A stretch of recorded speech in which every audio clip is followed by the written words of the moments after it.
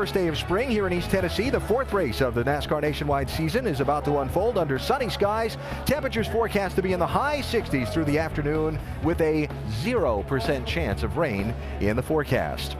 These Bristol races pretty fast and furious, and before the engines fire, let's send it high upstairs to three men who will know all about being both fast and furious within the confines of this track. Dale Jarrett, Andy Petrie, and Marty Reed, gentlemen. No bumping and grinding going on up here just yet, but thanks, Alan. Hello again, everybody. Let's talk a little bit more about Joey Logano and Greg Biffle. You touched on their running a couple of races ago. Talked to Joey Logano before qualifying today. He said, I'm not going to do any paybacks, and the reason is I don't want to ruin a good race car somewhere down the road like what happened, as we saw at Atlanta in the Sprint Cup race.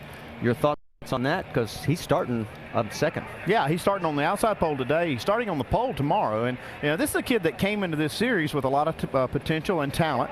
But this year, he's really made that jump. He's coming in here now and made a real name for himself now in the Cup Series. He's running real well week in and week out. He's dominated races. He dominated that race in California, and that's pretty smart thinking. You know, to look at that and say, I'm not going to go back and make any kind of adjustment here. That was just a racing incident, and now he's going to go back and just race hard. That's what he does well, and he is a fast race car driver. Yeah, and as these guys all try to settle their differences and their little spats, I'm going to look at a couple of young guys that are starting in the top 10 that I think have an excellent chance to pick up their first nationwide victory here today. Kelly Byers starts third. That 88 team has been to victory lane here. They know how to get the job done. Very talented young driver. Stephen Wallace starts ninth. He's looking for that first nationwide victory. Obviously, great genes. I'm sure he's gotten a lot of good advice from his dad, who's won here 9 times. One of these two guys could sneak in there. I know the veterans have done well here, and the Cup guys have kind of dominated this races as of late, but one of these two guys could go to victory lane. Well, you mentioned domination, but think about this. Only 3 of the last 10 races here at Bristol have been won by the driver leading the most laps. So, crew chief, what are you trying to set yourself up for down that home stretch? Well, you like to dominate races, and you're going to try to, but you need to have a car that's good in a short run, because that's what it might come down to, and it could be 2 or 3 of these green-white checkers in a row. You better have a car that'll get going right now. Yeah, and as I talked about those young guys trying to win here today, there's a veteran that they're going to have to beat. The guy that's won the most races here, Kevin Harvick's won here 5 times. They're going to have to get by him to do it. All right, so as you get ready for the start of this race, as far as if you were not with us at the beginning of Countdown, of course, a lot of the focus on the drivers of the 22 car on pole, Brad Keselowski, and the 60 of Carl Edwards. This will be the first time these two will be back on the track together since their big run-in at Atlanta. Will we have some rubbing? Absolutely. Will we have some bent fenders? Absolutely. Will we have some hurt egos? Definitely. But we'll also have one heck of a great race. Let's get it started. Race fans, we're very excited to announce to you the Scott Turf Builder 300. The folks have continued the relationship here at Bristol Motor Speedway for next year. We're excited about that. And to give the words you race fans want to hear, here's Rich Foster, the Vice President of Lawns Marketing for Scott's. Rich, tell us what we want to hear, my friend. Gentlemen, start your spreaders. I mean engines! I'm sure if I give you too much, just let me know. I'll tell you everything I see, though, and I'll make sure you know. I know that. We're in the force with you. We're paving everything. You're all done. Come up here and see me so we can tell you what the plan is here. We got to have our goal. We just need to be around at the end. Doesn't matter really where it's at. Obviously, if we get close to the end, we're 3,800. Really good spot. 3,800.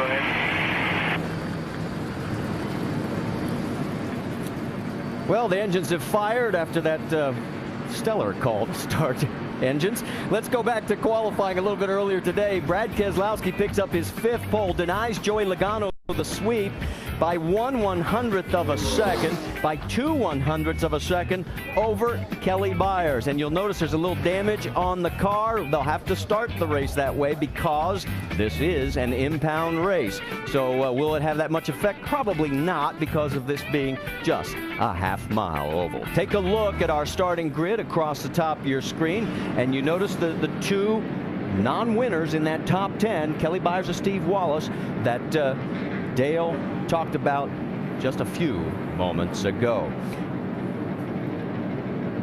You saw Carl Edwards starting in the 4th position. You heard him earlier saying send your questions in to the mailbag. Well, let's find out, as he is our in-race reporter. Then he wants to do another backflip here at Bristol. DJ?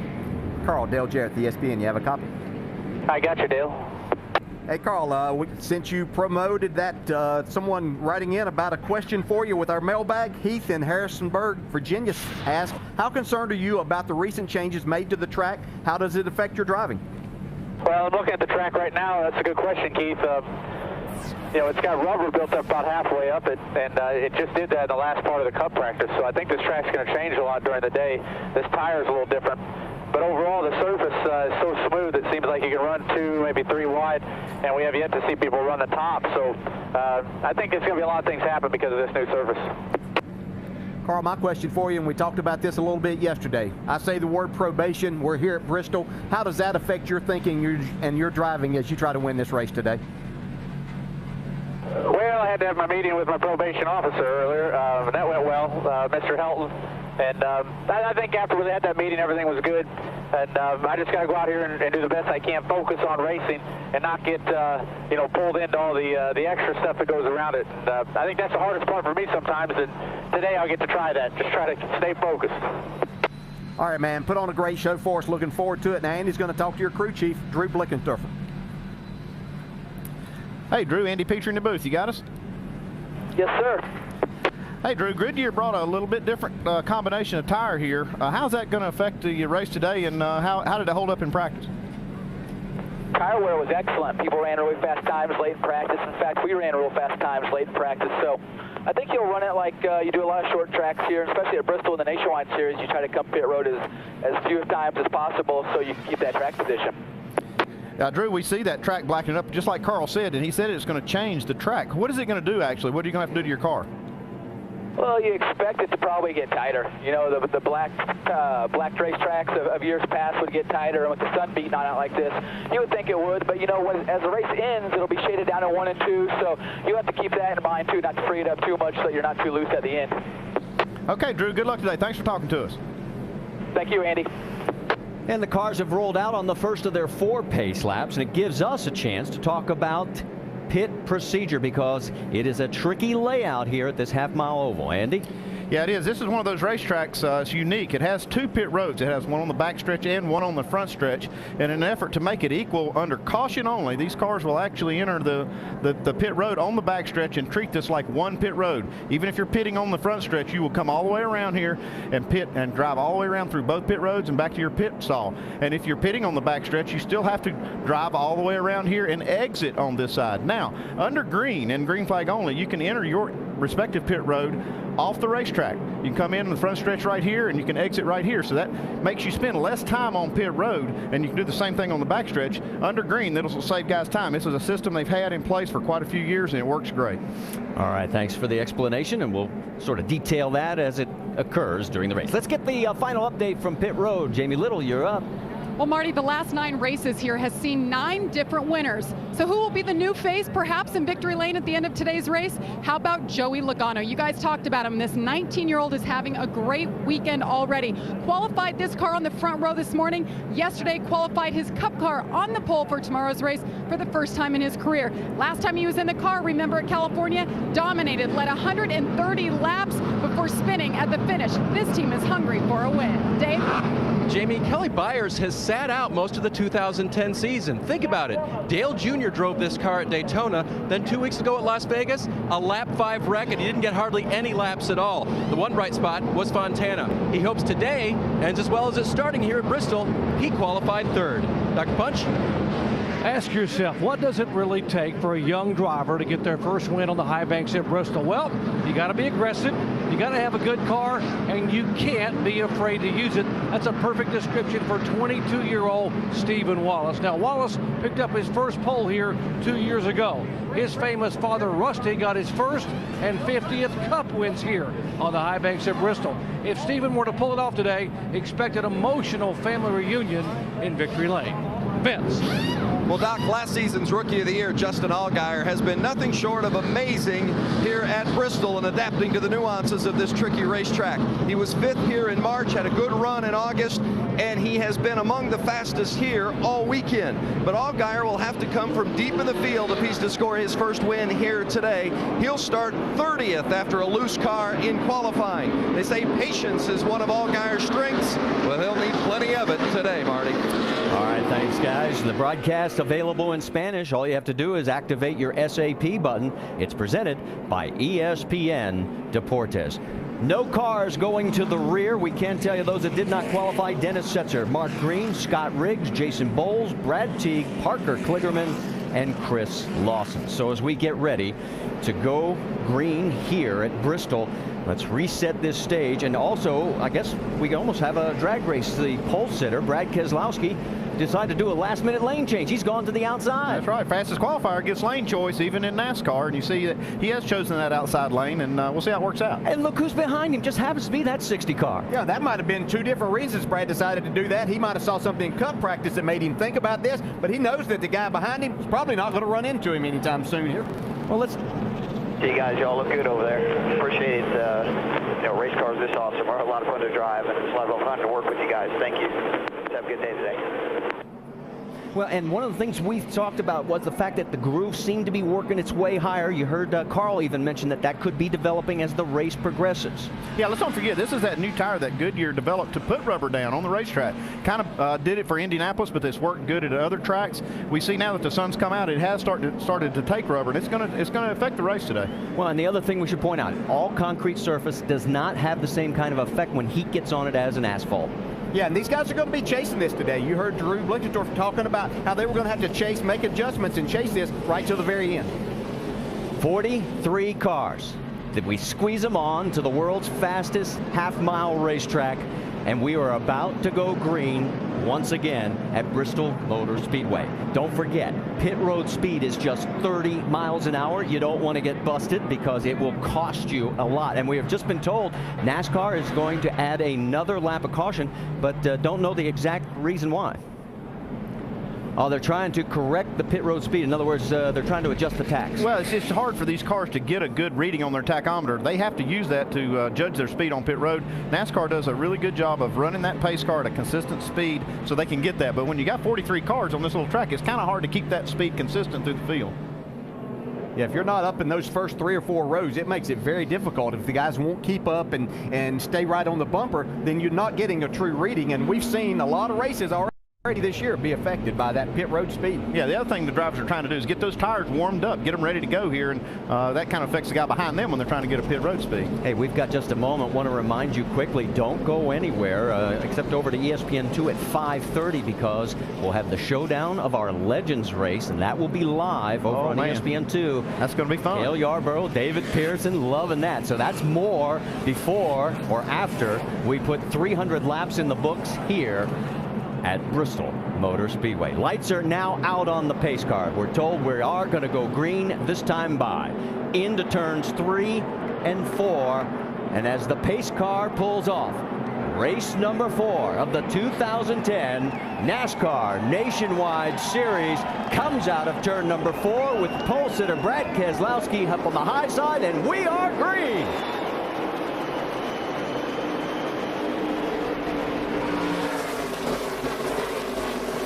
And Keselowski gets loose. Yeah, it didn't work out too good taking that outside lane right on the start. Edwards gets around him. Kelly Byers is loose on the low side. Yeah, I was concerned about that upper groove being a little bit slick. It's been sitting there for well over an hour without any cars being on it. Now they did sweep it, and there's another car a little bit further back, the 32. Rick Sorensen, he gets high. He's going to lose some spots. Kelly Byers has got the 18. Here we go. Keselowski's just doesn't seem to have look at Byers. Look out, Byers. So already we've got a lot of wheel spin going on. Yeah, these guys complained and talked to me a lot yesterday about how the exit of the corner was being affected by these tires. I think they're going to see racing side by side, which they haven't really done in practice. Is going to be that wall is going to affect them more there. So that combination is going to make this really interesting. You see Kyle Busch now trying to work a little bit on the outside. On board with Casey Kane. He's in the 38 car today, not Jason Leffler. Leffler's in the 10. Battle for third.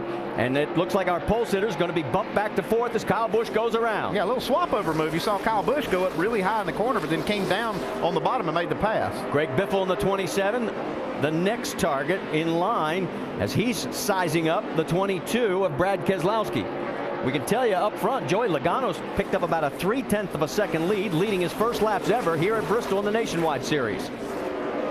You got a big jam up back behind this group. James Busher, the #1, is pulled into pit road. He's got some damage on the front of that. And what I saw here yesterday in practice, these guys having to get out of the throttle on the exit of the corner. That's going to really create a backup and a lot of contact. Biffle has gotten around the 22. Here comes Kane underneath the 22 of Keselowski.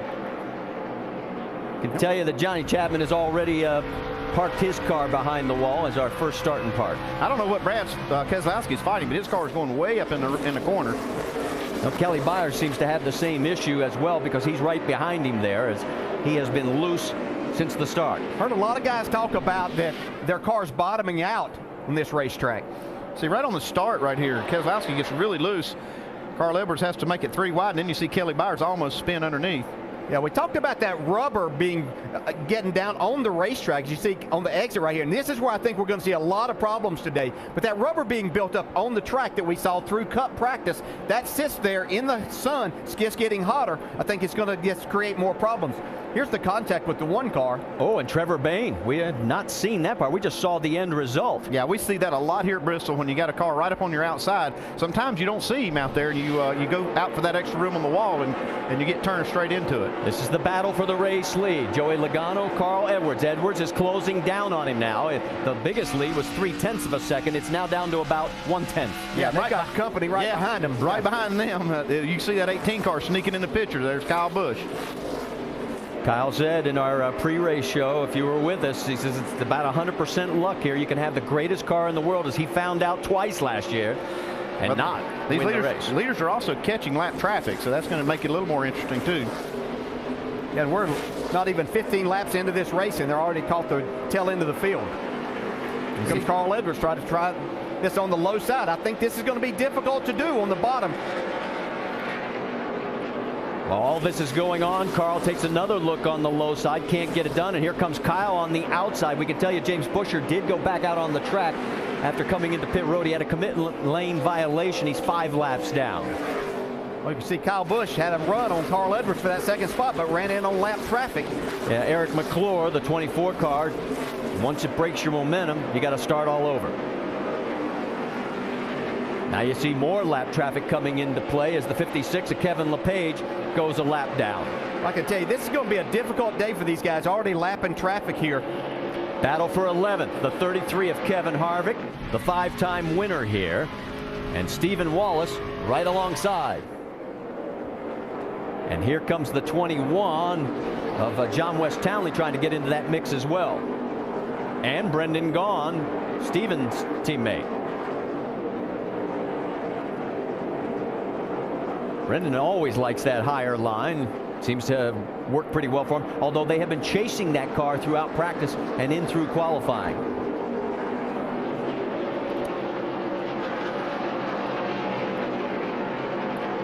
Come back up front and you're saying, whoa, wait a minute, Kyle Busch. Yes, he has moved around Carl Edwards and now into second position, and he is closing in on Joey Logano. So the two Joe Gibbs racing machines, and Joe Gibbs Racing has never won here in the Nationwide Series at Bristol. Running 1-2. They've always had fast race cars here. Just the luck's never been on their side. Still got fast race cars today. That's more lap traffic. They're trying to get around Derek Cope. They've already put Morgan Shepherd and Andy Ponstein both a lap down. You see just how difficult it is, how quickly they caught this lap car, but now they're having a difficult time getting around him.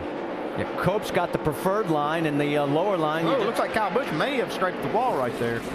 Real close call. You just can't hold it. Remember, that's 26 degrees banking down at the bottom of the track, graduating up to 30. Lead now. Here we go, and Kyle's going to take the high side around the 73. Cope's going to feel like a sandwich. And there goes Kyle. Yeah. Let's say Derek Cope might hold one of them off. He can't hold 3 of them off. So give the race lead now to the 18 of Kyle Busch. He becomes our second leader. Casey Kane up in this mix now, too. He's found his way up into the third spot. Got around the 60 of Carl Edwards and is closing quickly. And he likes that high line. Remember, we talked with him before that, and he said it could become a problem a little bit later in the race because you're going to run out of room with the change in the safer barriers. There's your top 5 after 22 of 300 laps here at Bristol. And just as we come back, we're under our first caution here at Bristol, the 26 of Brian Keselowski, and you can see the net result. Yes, the safer barriers are a little softer than concrete, but not that soft. They still won there. Yeah, they usually do. Longest green flag stretch from a start of the race here at Bristol since April of '97. 32 laps. We made 31. Yeah, it's like a little contact here. Got a little help, Brian did. Yeah, it did. Like the one car, James Busher, who had been in under green to make some repairs.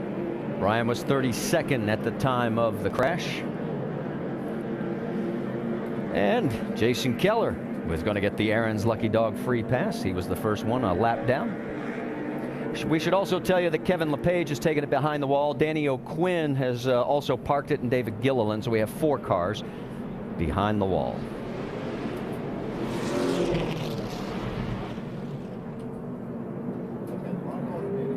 Pit road was not open. Now remember, the 99 and the 1 had a little contact earlier, so they decided to come back down and take care of some business. They'll end up going to the back of the longest line. Here is also the 62 in. Yeah, this could be a little bit of a mistake there. It looked like a lot of cars pitted there, and some of them followed them in, even though the pit road was closed. That'll make them start in the rear. Yeah, this is a difficult place at this racetrack to see that light and the flag if this is open, because you have to make that commitment so early on the back straightaway as you get just between turn 1 and 2. Well, and Trevor Bayne was running 11th. And let's correct ourselves. We just got word that NASCAR did open pit road. Okay, so, well, it's hard for us to see it too. We couldn't see the light from the entrance of pit road from here. Yeah, it is impossible for us to see, but it is easy to make that mistake. But it's nice for these guys that they're just going to start where they go back out on the track. So right now it is Kyle Busch, your race leader, as we've knocked down 32 total laps. We've had 2 leaders. Joey Logano led for 21 laps. Kyle's led the last 11. Casey Kane has moved up to 2nd. Carl Edwards is now 3rd. And let's get an idea on the condition on the 22 from Brad Keselowski himself. Let's listen to the radio. My car really came in after about lap 20, which is, I haven't identified it as air pressure or whatever it is, but it just was hammering the right front. I couldn't tell if it was spring or valence. As I moved up the track, it hit it even harder. So. That was Brad Keselowski inside the pole-winning car, and you saw what happened in lap 1. The valence hit the racetrack, and it scooted up the racetrack, and he lost about 3 positions, and we moved all the way back now to 5th. The good news is that air pressure was down, so the car was hitting and bouncing on the track. Now the pressures are up, and he's saying the car feels good now. I can start making my way back toward the front, but they've warned him, just be patient and stay there. It's a long day here at Bristol, guys. I wonder if that's a similar situation for Kelly Byers, because he's now settled into 8th position after falling back. And I'll tell you, this 22 car was coming to the front right before that caution came out. Well, while we've got a moment, let's talk about Super Chef Jamie Oliver. He's coming to the unhealthiest city in America to start the ultimate food fight, and what he does here could change an entire nation. Jamie Oliver's Food Revolution. It's a 2-hour premiere Friday at 8 Eastern, 7 Central, with a special sneak preview tomorrow at 10 Eastern on ABC. Great view from high above here at Bristol Motor Speedway as we are under our first caution. We were looking at cars that were really on the move. How about young Coleman Presley? Robert's son moved up 17 positions. Robert had 10 Nationwide Series victories. Let's get an update from Vince. Well, and it may be his first time in the Nationwide car here at Bristol, but he's got plenty of experience with him. Steve Plattenberg, the crew chief, worked with Coleman's dad, Robert, back in the day, and also Dale Cagle spotting for Coleman today. He's done a lot of work with Ricky Rudd in the past, so some veterans with the young kid here today, looking good early.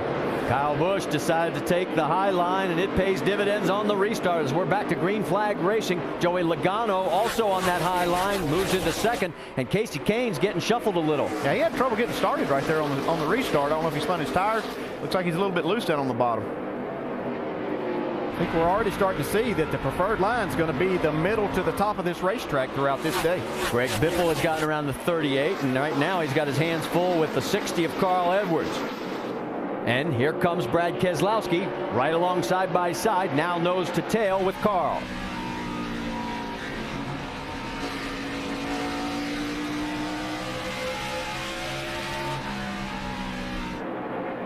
You see Casey Kane, who we talked about, was a little slower on the start. With a harder tire, you have to really make sure that you get the tires cleaned off and try to get a little bit of heat in them for a restart, because it takes them a little bit of time to come in. So you have to work extra hard under caution, keeping your tires cleaned off and a little bit of heat there, so you'll be ready for the restart. Well, and what Brad said about after lap 20 really seems to speak volumes on that.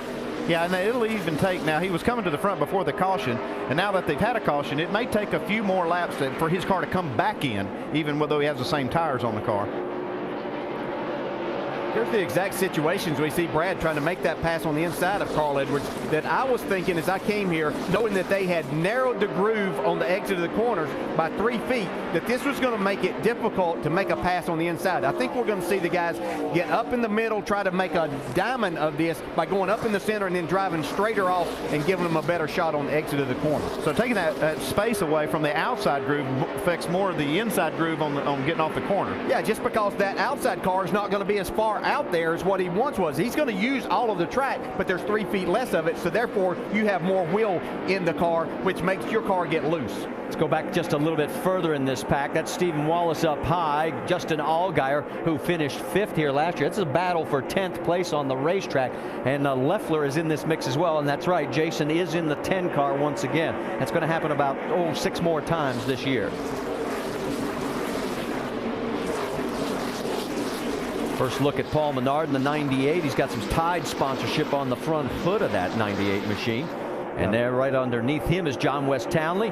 And in the 7 car, no, it's not Danica Patrick. It is Scott Wimmer. And this is the first of a 2-race deal for him. Yeah, Scott Wimmer driving the car this weekend. But they're trying to keep that car up in the owner's point, so when Danica does come back, she'll have a car that'll have points and she won't have to worry about making the field on time. And also a good opportunity for somebody like Scott Wimmer to get in here, a former winner in the series, and get in some races. This is second spot. Battle is heating up for second. Joey Logano's got a mirror full of the 38 of Casey Kane. So he got those tires cleaned off now. Yeah, and he'd come up and taken that second spot away. As you see, really working the high line here off of turn 2. He's going to take that second spot away now. It looks like it may take Casey's car a few laps to come in, but he's letting Kyle Busch get a little too far away. See how long it takes if he can run him down. Let's get an update on the 20, Jamie Little. Well, Joey Logano came on the radio, told his crew he's getting tight in the center and it's getting worse as it goes. He says he needs it to turn a little better. And when Kyle Busch got around him a little while ago, he goes, guys, what is making Kyle Busch so fast? His team said, don't worry about it. We'll creep up on him. All right, thanks, Jamie. The laps continue to fly by. 48 are in the books of 300. There's your top 5 here at Bristol. We're going to be back with a lot more action from the fastest half mile in the world after this message and a word from your ABC station.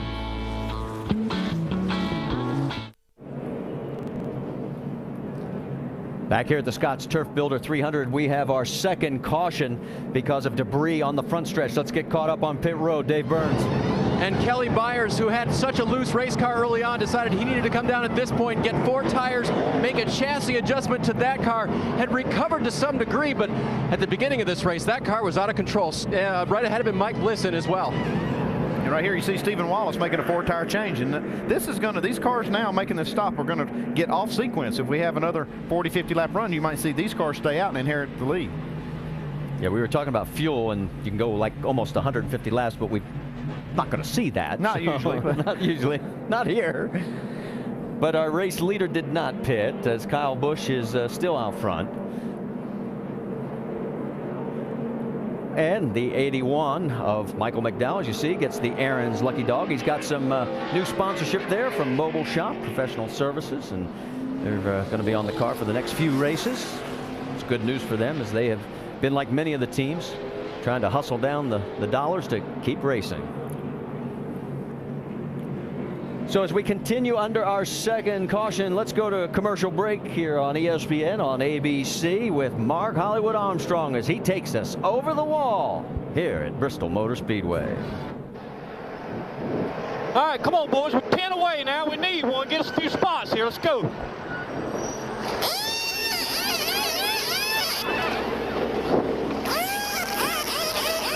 Come on, baby. 58 laps in the book here at Bristol Motor Speedway, and let's reset it for you as we're getting ready to close out our second caution period. It'll be Kyle Busch with Casey Kane second, Joey Logano third, Greg Biffle, Carl Edwards fourth and fifth, Brad Keselowski, Kevin Harvick sixth and seventh. Then it's Reed Sorensen, Justin Allgaier, and Paul Menard rounding out your top 10. Pace car coming through turns 3 and 4, pulls down onto the apron, and again our leader Kyle Busch has taken the high line. And the green flag waves, and we're back to racing at Bristol. And once again, Casey Kane doesn't anticipate that very well. Greg Biffle gets a nice run on the outside, take over that second spot. Biffle has not had a lot of success here at Bristol in the Nationwide Series. 2 top 10 finishes in his last 6 starts. Now you see Brad Keselowski going pretty good on this restart on the outside. See right behind him, Reed Sorensen now in that yellow car, moving his way up. And here comes Carl Edwards underneath Reed. And look at this log jam a little bit further back. That's Tony Raines in the 34, the 10 of Leffler, the 66 of Wallace. Yeah, that's where all the new tires are right there. You see Stephen Wallace got 4 new tires. They're looking for somewhere to go behind this traffic. I promise you, the Cup guys that aren't in this race are sitting paying attention to these restarts and the things that are happening to the guys on the inside. Greg Biffle really loose that time in turns 1 and 2. Yeah, but now here comes Casey Kane. He's got a big run. Now he's got his tires cleaned off. There you see Biffle, and there goes Casey. So Casey and Greg continue their battle, and Brad Keselowski right behind him in 4th, with Joey Logano just a touch further back in 5th. And now Keselowski's going to look to go underneath the 27. Yeah, it looks like the longer they run, the better Brad Keselowski's car gets. I mean, he just keeps getting better the more laps they put on it. Boy, and can you say enough about what Greg Biffle has done for the 2017? Yeah, Marty, I was thinking that same thing. It's just amazing. I mean, not to down this team. They're working extremely hard and giving Greg Biffle good cars, but he's making those cars look great and just shows the terrific talent he is. And they also have a crew chief over there, Ricky Vires. This is his first season with that team, and it's been a good combination. Ricky's a great crew chief, and obviously Greg's a great driver, and they're doing good together. You know, you mentioned Ricky Vires. Later we have the Legends race over on ESPN2. Vires was a tire changer on Harry Gant's Nationwide car when he won the spring race here in '92. How about that? He worked for me over there too. I was a tire changer on that car too. and look what it did for you. Yeah. All right, there's Kevin Harvick and Justin Allgaier, and that is for 8th, 9th, and Paul Menard is in 10th. Let's go on board with Justin, who finished 5th here last year and was really happy with his race car through practice and qualifying. Vince, you got more on this 12 car? Well, Allgaier in qualifying, they just miscalculated the grip in the cool morning air, and that's why he had problems and started 30th. But they knew this car was bad fast, and if he would keep his nose clean, it wouldn't take long to get up through the field. So you do the math. He started 30th, now running 9th. 21 spots he's jumped up. The car doesn't have the side bite that he would like, and it's tight in the center, but there's no denying Justin Allgaier's on the move. Yeah, I spent some time with Drew Blickensdorfer down in the garage area of the pits this morning and asked him, I said, which car do you think is one of the cars to beat here, or the cars to beat? And he pointed to that number 12 was the first one he said. He said, that car is really fast. You have to really be impressed with that Penske organization with these 2 cars, both of them running extremely well. As we see, real battle here with Trevor Bayne on the inside, tried to take that spot away from Paul Menard. Remember, Trevor had that incident with James Buescher early in the race. Here he comes back, and he's knocking on the door to take over the 10th spot. Yeah, we'll see if he has this slide job in mind that I saw Kevin Harvick put on Paul Menard a while ago. And this is getting to be a lot like you see the sprint cars on asphalt tracks, to where they just jump in front of a guy and slide right up in front and make him break his momentum. Yeah, this is a battle between cars with different tires on. Now, Trevor Bayne has already made a pit stop. Paul Menard is on the same tires he started with. Yeah, 32 lap difference between the tires right here. You can see that Trevor Bayne is faster, but that inside groove is just it's very difficult to make that pass. While all this is going on, there is what it looks like up front. Kyle Busch, 0.3 of a second lead over Casey Kane. Greg Biffle continues in 3rd. We have a total of 31 cars on the lead lap.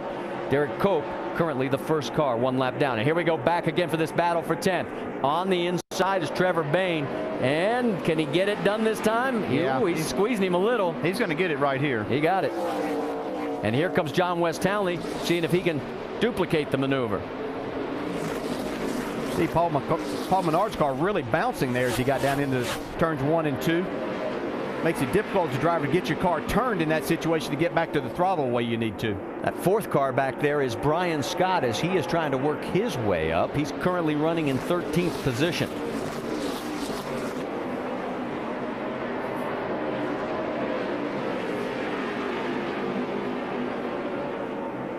Well, has been proven time and time again that middle line is still better than being down low. You just can't seem to get the car to grip and turn. As Menard continues to hold off John West Townley. Yeah, you either have to have a really, really good car or a lot better tires to make that bottom groove work and to make a pass and complete it. Yeah, and these two cars, the 21 and the 98, are on the same tires. And here's a pass for the lead, or a challenge for the lead. And it happened just so quickly because of all the lap traffic again. Kyle Busch trying to hold off Casey Kane. That's Derek Cope right in front of him. Cope already 1 lap down, and look out, here comes Casey. He gets around, takes advantage. It's kind of like being on the interstate and trying to pick which lane is going to go faster. You see there, Casey Kane chose the fast lane. Yeah, that's one of the things that's changed about this racetrack since they changed the banking in the corners, because you can run side by side, but knowing which lane to go with and where to make that pass is up to the drivers, and sometimes we've seen this be even the winning pass in some of these races. That's Michael McDowell going a lap down again. Remember, he got the lucky dog. He's running in 30th, but Casey Kane now in front, our 3rd different leader with 81 of 300 in the books here at Bristol. Welcome back here to the NASCAR Nationwide Series at Bristol. Make sure to go to NASCAR.com for all your latest NASCAR information. Also want to tell you about what's coming up on the motorsports. Oh no, we got a crash. Brian Scott. Oh, and the 16 is also involved. That's Colin Brown. And now the fire is the 66 of Stephen Wallace. Just that quickly. Yeah, that was a pretty bad crash for down there. It looked like a lot of water coming out of the cars. Started in turn 1. Yeah, they're okay. Stephen's okay. He's climbing out. You can breathe all right, Rusty. He's out. Still waiting to see on Colin. Brian Scott was also the other car involved in this. This will be the... We are going to get a red flag from NASCAR officials. As, you can see there, that's the carburetor. It's knocked the air cleaner off of Stephen Wallace's car. Good to see Stephen's okay. Yeah, and we talked about this just being a half-mile racetrack, but we have some pretty spectacular accidents here. You're still going over 120 miles an hour. Okay, well, you can see the safety officials, and Colin has the helmet off, the Hans device, and we're waiting to see him climb out, which will be the best news of all. And here he comes. There he is. Yeah, it's good to see. So a wicked crash involving 3 cars. There's Stephen already heading back towards the hauler. And this is a tough break for Colin. This is his 2nd of DNF in the first 3 races that he's been in, now the 4th. So here Brian Scott, he was the other car that was involved in this. Oh, and he gets a little help. That's Wimmer. Yeah. And he collects up Brown there, and Stephen Wallace, just a victim there. Drives up underneath the back of it. Yeah, and you're just going so fast and things happen so quickly here, you just don't have a chance to react. You can see Stephen, but you know, he's running wide open and trying to go. And Kelly Byers does a nice job of just escaping all of that. You know, I heard Kyle Busch talking about how it's just luck that you have a good finish here, and right there was just terrible luck for Stephen Wallace and Colin Brown. Let's go on board with Kelly Byers. See his view. You can see this has already started taking place, and talk about luck. Whoa, good driving and a lot of luck right there. A lot of luck for Kelly Byers. Good luck for him. Bad luck for Stephen Wallace. I don't know if Brian Scott was having some kind of problem there, but he got out of the gas really early getting into the corner. Scott Wimmer certainly wasn't anticipating that happen. Well, for Brian Scott. He had a career best finish at 10th back at California, was running really well at Las Vegas until he had a late race crash, ended up 31st there, and now he has a second incident here, but as we said, he got help getting turned around. Jamie Little has caught up with Stephen Wallace. Jamie? Stephen, first of all, you jumped out of the car pretty quick. Are you all right? Yeah, I don't really know what happened. 5-hour Toyota wasn't running too bad. We got a little loose there at the end, or at the start, and we pitted, and I was just went fly down on turn 3, and right when I rolled out of the gas there, I just saw a car spinning out and saw all hell breaking loose, and there was nothing I could do. You know, this track's just really fast, and you just don't have enough time to react, and saw the car catch on fire. That's about it. So. Did you feel it? Yeah, I got a hard head. I'll be all right. All right, gosh, guys, he's had a string of 5 top 10s in a row. Bummer, he's out today. Yeah, that streak is over, but he'll get a chance to start it again in 2 weeks when we go to Nashville. Crew's going to have some work to do. Now there is Brian Scott as he has made it back to pit road, and they can't work on the car under the red flag situation, so they had to stop. Let's take another view. You see Scott Wimmer following him right here.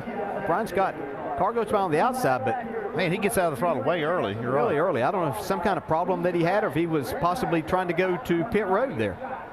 Boy, that stacks up fast too. Like Stephen Wallace is a fast racetrack, and you don't have a lot of time to react to that. Laps at 120 miles an hour. Let's get more on the 11, Vince Welch. Well, there you see Brian Scott sitting in the pits, and a lot of damage to that race car. And just as DJ mentioned, he was coming to the pits. He had had a vibration and reported it to his crew chief, Bill Wilburn, just moments before, that they had a bad vibration. They were trying to get him to pit lane and just didn't get there in time. As you said, it stacks up in a hurry. A lot of damage to several race cars in that situation. He was running 13th at the time and then moving towards the front.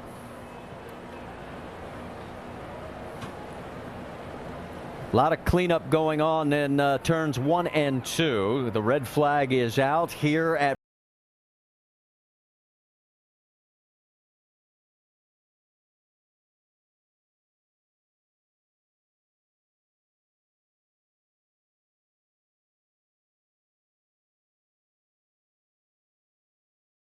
Lane. We want to send our best to him. He is fighting cancer, and the president and general manager here at Bristol is missed. Let's also talk about the calendar, because NHRA, the 4 wide nationals, that's right, 4 cars at a time, going to be going down the track. Qualifying's next Saturday, 7 Eastern. Finals next Sunday at 5 Eastern on ESPN2. The IndyCar Series, the IZOD IndyCar Series, visits St. Petersburg next Sunday at 3:30 Eastern. Will be on ABC. And then our next stop on the Nationwide Series will be at Nashville in a couple of weeks, 3:30 Eastern on ESPN, April 3rd. So that gets you caught up on the calendar. And right now we're trying to get caught up on the mess that was created down in turns 1 and 2 after a 3-car crash involving first Brian Scott, then also the 16 of Colin Brown and the 66 of Stephen Wallace. And you can see that the oil dry is still being cleaned up. Dave Burns is caught up with Colin Brown. Yeah, he's just been released from the infield care center. First of all, are you okay? And then what happened? Yeah, I'm fine. You know, it's a bummer for the number 16 Conway Freight Ford Fusion guys. Thought we had a decent car. We were just kind of minding our own business, and I don't know what happened. The 11 got turned around, I guess, and you know, I tried to judge which way he was going to go, and ended up hitting him. And then I just got hit from behind, and that was that. So definitely disappointing day. I feel bad tearing up these guys' race car, but man, it was going to be okay. Yeah, you were struggling a little bit there at the start with your race car anyway. What was the plan when you first got a chance to pit? Well, we were going to make a little bit of a wedge adjustment, try to tighten our car up a little bit right in the center of the corner, but man, I thought we were going to have an okay day. All right, glad you're okay. Colin is out, guys, and that's good news. All right, thanks for the update, David. As this red flag, you can see, is up to 7.5 minutes, with Casey Kane, our race leader currently, followed by Kyle Busch and Greg Biffle. Now, we want to go back a little bit, because Kelly Byers, of course, a young driver that we talked about having a great opportunity here to potentially score his first win, but there's a lot of things you got to learn about Bristol. Here's what we mean. To lose the brake. Do what? You have any brake duct openings we can open up in the front? No, sir. We don't use brakes at Bristol. Get your foot off of. Get off the gas early, roll through the center of the corner, get back on the gas, make the straightaway longer. Entirely too much brake if you're losing brakes. That's definitely Pop Fury. I've heard that before. But folks, what Tony's trying to do, instead of opening these brake ducts up and letting the air flow through here, he's trying to keep them taped up to keep downforce, the nose of the car planted. But the guys that use the brake ducts, they use fans to accelerate the airflow to come in here to cool the brakes. But I guarantee you, I've heard Darrell Waltrip holler in there before, hey, my brakes are going away. And before I could get a word out of my mouth, the big man, Junior Johnson, get your foot off that brake pedal, boy. And that's what Pops is telling him right now. All right, from the Craftsman Tech Garage. And Junior Johnson's going to be the pace car driver for tonight's Legend race at 5:30. All right, we're still under this red flag situation, so let's squeeze in another commercial break after this message and a word from your ABC stations. Number 4 on the 2010 NASCAR Nationwide Series Tour. So we were going to try and talk to our in-race reporter, but now that they're back underway, we ought to let them go to pit road and take care of business. Yeah. And we got some takers. Here comes Casey Kane as he leads them down. First stop is going to be on the 12 car of Justin Allgaier. Vince. Yeah, it's just tight, dead in the center, and it just keeps getting tighter and tighter. They're going to make a half round on the right side track bar adjustment and a slight air pressure adjustment. 4 tires. Jamie Little. And Greg Biffle just a bit free in. He's been moving forward. Track bar adjustment down. 4 tires. Fill it up with Sunoco fuel is the call. Jamie, for Carl Edwards, just a hair snug in the middle of the corner, tight off the corner. They're going to make an air pressure adjustment that Drew Blickensderfer said we made yesterday and help the car. We think it should help again. Doc? Casey Kane, likewise, free on entry, tight in the middle. They're going to go down a half a pound air pressure on both left side tires to give him some side bite so he can be able to go downstairs and use the bottom groove. Likewise, the 18, Kyle Busch down and away. They were going to make an air pressure change. Kyle said he couldn't get the car going on a restart with low air pressure. Also, Kyle cannot run the bottom grooves. The car is terrible. I have no bite downstairs. They're hoping the air pressure will help that. Guys? All right, thanks, Doc. I appreciate all the updates as let's check the race off pit road. As you can see, Kyle picks up 1 spot over Casey Kane, and Brad and Edwards also pick up a spot at the expense of Greg Biffle. So it should be another interesting restart as we get ready to go back to green flag racing here at Bristol. All right, 4 cars did not pit, so let's set it for you. Scott Wimmer's going to be on point. Kelly Byers second, Coleman Presley third, and Ricky Stenhouse Jr. fourth. Then it's Kyle Busch. As we go back to green flag racing, Wimmer picks the high side. Now remember, these guys have been on those tires since lap 55. This is lap 96. That's 3 wide off 2. Ooh, it's going to be tight down here. Hang on. Let's get you updates also as we're back to green flag racing quickly. Morgan Shepherd got a penalty for too many men over the wall. We'll get you the waiver rounds as quickly as we can. Nemechek, Mike Wallace, Derek Cope, Kenny Wallace, Josh Wise, and Andy Ponstein. So now you're up to date, and we're green flag racing with a log jam. Yeah, and this is where these guys really have to show some patience. Kyle Busch caught down on the inside. Looks like the upper side is moving a little bit faster. He'll have to really be patient right now. Yeah, because once you're pinned down there, unless the guy in front of you moves, you're not going anywhere. You can see he's behind Coleman Presley in the 23, who's done a really nice job. Yeah, but he doesn't have fresh tires like these cars do, and he's going to get freight trained. You see now, Joey Logano making the pass. Now he finds a hole to get up right in front of Greg Biffle. Yeah, Kyle squeezes in front of the 27. Now it's Brad Keselowski's turn to try and find a spot. Good luck. Whoa, Coleman almost slid up into the 18. They managed to skate through that one. Now you'll see the 22 duck up to the high side. As here comes Keselowski in front of Trevor Bayne. And oh, Bayne goes a little high, but Allgaier cannot take advantage. Neither can Harvick in the 33. While this is going on, Dale Jr. has 2 cars up in the top 2. Some great side-by-side short track racing, Bristol style. As there you can see now, as it is the 27 trying to hold off Brad Keselowski.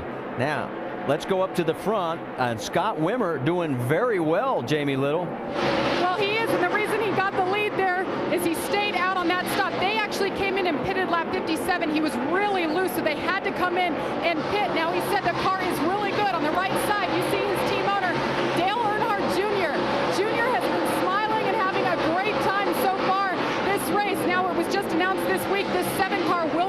racetrack for the rest of the season, sponsored or not. And they are looking at drivers, but Scott Wimmer right now leading, will be in the race at the next stop. Dave? Jamie, a great rebound for Kelly Byers now, who had those early issues. Stayed out on this pit stop. Let's review when he pitted last time under the lap 54 caution. They took on four tires and lowered that track bar to try to tighten the car up.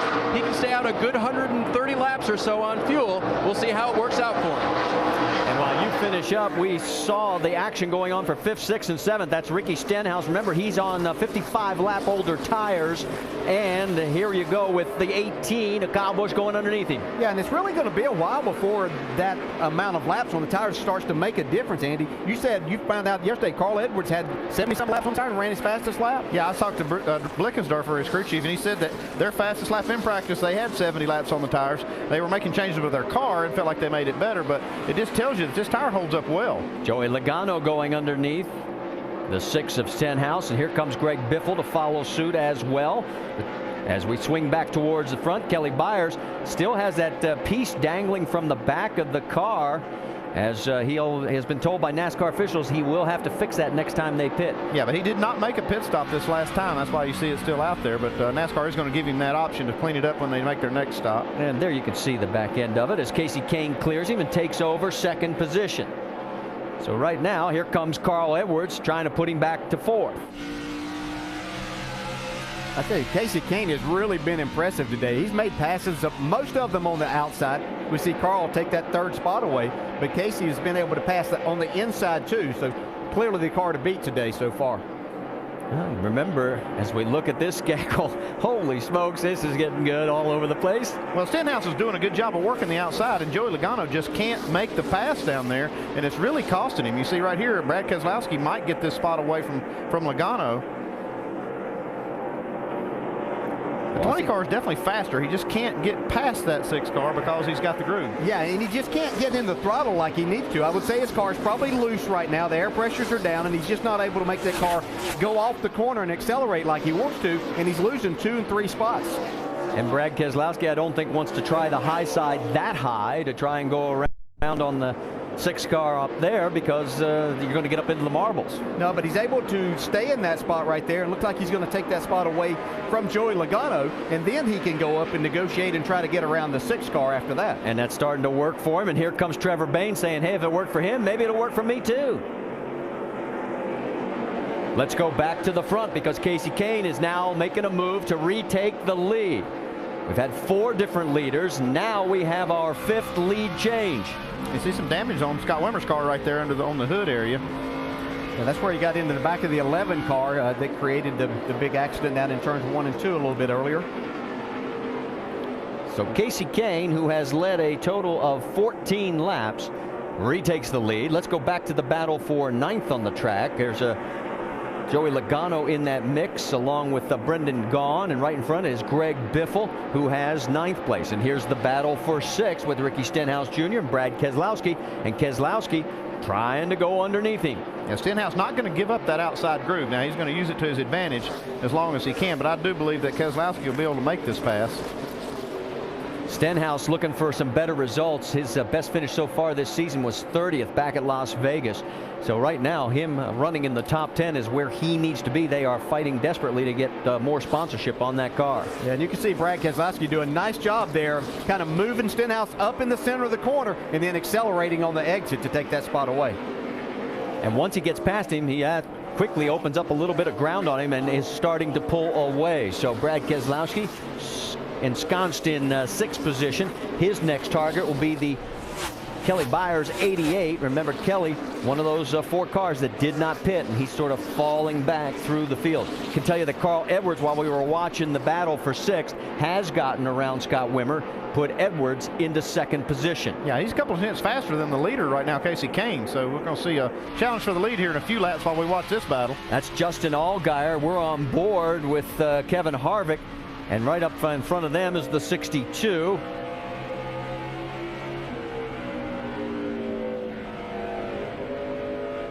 There's what it looks like from outside. Logano Then Brendan Gaughan, Justin Allgaier, and Kevin Harvick. That's all for position on the racetrack, 10th, 11th, 12th, and 13th. Yeah, and I would venture to say the majority of the races of those 5 that Kevin Harvick's won here was being right on the bottom of the racetrack, and that's not the fastest way around right now. Kevin, of course, got his first win as a car owner in his own car right here. And as we go back to the race lead, the 38 of Casey Kane may have a problem. Doc, what's going on? Just radioed in, Marty, that the water and oil temperature are just started going up very, very briskly. He said, I'm concerned. Stuart Cooper, the crew chief, talking with him now, saying, looks like the grill may be pushed in a little bit when you were trying to work through traffic, so we'll be ready to cool it off. They had turned the fans off during the red flag, and I think he had forgotten to turn one of the fans back on. And we've got a crash in James Busher. Yeah, we've got another car in the wall also, Coleman Presley. 23 of Coleman Presley as well. Coleman's got the back end all smashed in. We'll fix it right and here. Trevor Bayne involved in his second incident of the day. So it ends up being a 3-car deal. Well, the 1 and the 99 have already had a issue earlier in the race, and we'll have to go back and see the replay here because we didn't catch that live. Bayne was running 12th. Presley was running 16th. I was thinking that Coleman Presley may have slowed down and got hit from the rear and turned after all of this had taken place. Ooh. I think that answers that. Boy, Busher just went right up into him. And then... See, right behind him, Coleman Presley probably got out of the gas because of this accident in front and got hit from behind. Well, this was, as I said, the 1 and the 99 had problems earlier, and that sure looked like a little bit of payback right there. I don't know if anybody's going to benefit from that deal, that's for sure. As looks like Casey Kane, you can see on the right side of your screen, yes, he has come down pit road. As remember, they were having heating issues. Yeah, he has to give up that track position, but you can't stay out there. If that temperature is up out of the zone that you feel like that you can finish the race, you've got to fix it. Vince? Well, Jerry Baxter, the crew chief, just told his crew, if we lose a lap or two, don't worry about it. Let's make sure we get it fixed right. And Trevor Bayne immediately called over, as guys you indicated, he thought he was turned on purpose. And you see the damage on the right side. They continue to work on the 99, and it's unfortunate because they had just had a great stop after that red flag that put them back into the top 10. Doc? Well, this was a big break for Casey Kane. They were going to have to pit within 4 or 5 laps anyway. Now he is on pit road, the hood up there, pulling the grill out, and they have the cool down hose engaged. And they're going to try to force cold water in through the engine. That's why they have the hose attached there, you see, and they're trying to peel the tape away from the front grill. Kane would have had to pit in less than 10 laps, so a huge break getting the yellow flag for him to be able to come on pit road here. And the crew, as you can see, the steam is already reduced markedly over that overflow. As this all continues under our 4th caution of the day, we'll remind you that you are watching ESPN on ABC.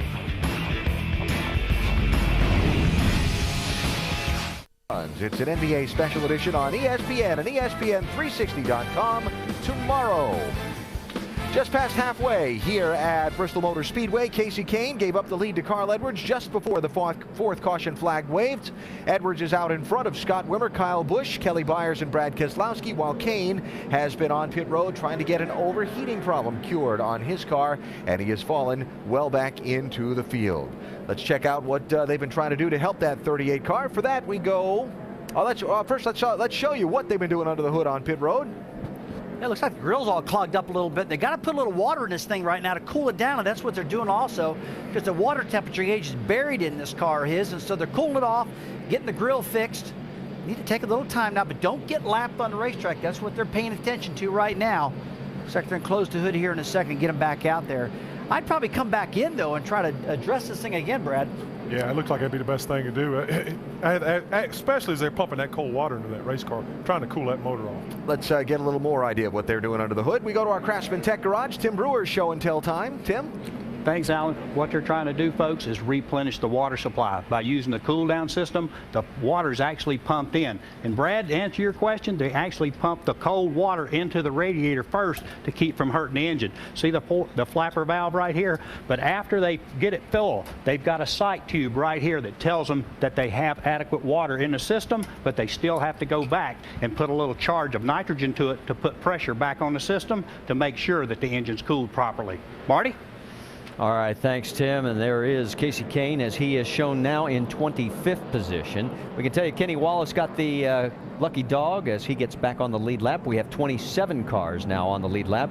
In fact, we also can tell you that the 11 car of Brian Scott has come back out onto the racetrack. He is now 40 laps down. A couple of penalties, Shelby Howard in the 70 and also Eric McClure in the 24, although we did not get clarification yet on what those penalties were for. While we find out those stats, let's also talk about our leader, Dave Burns.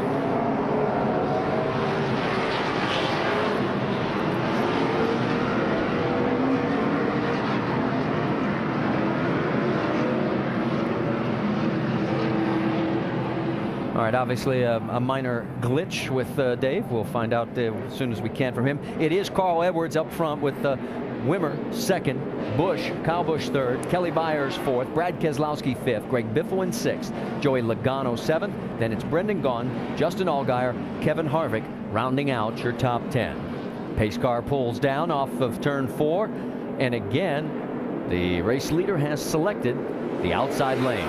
Green flag flies. We're back to racing here at Bristol.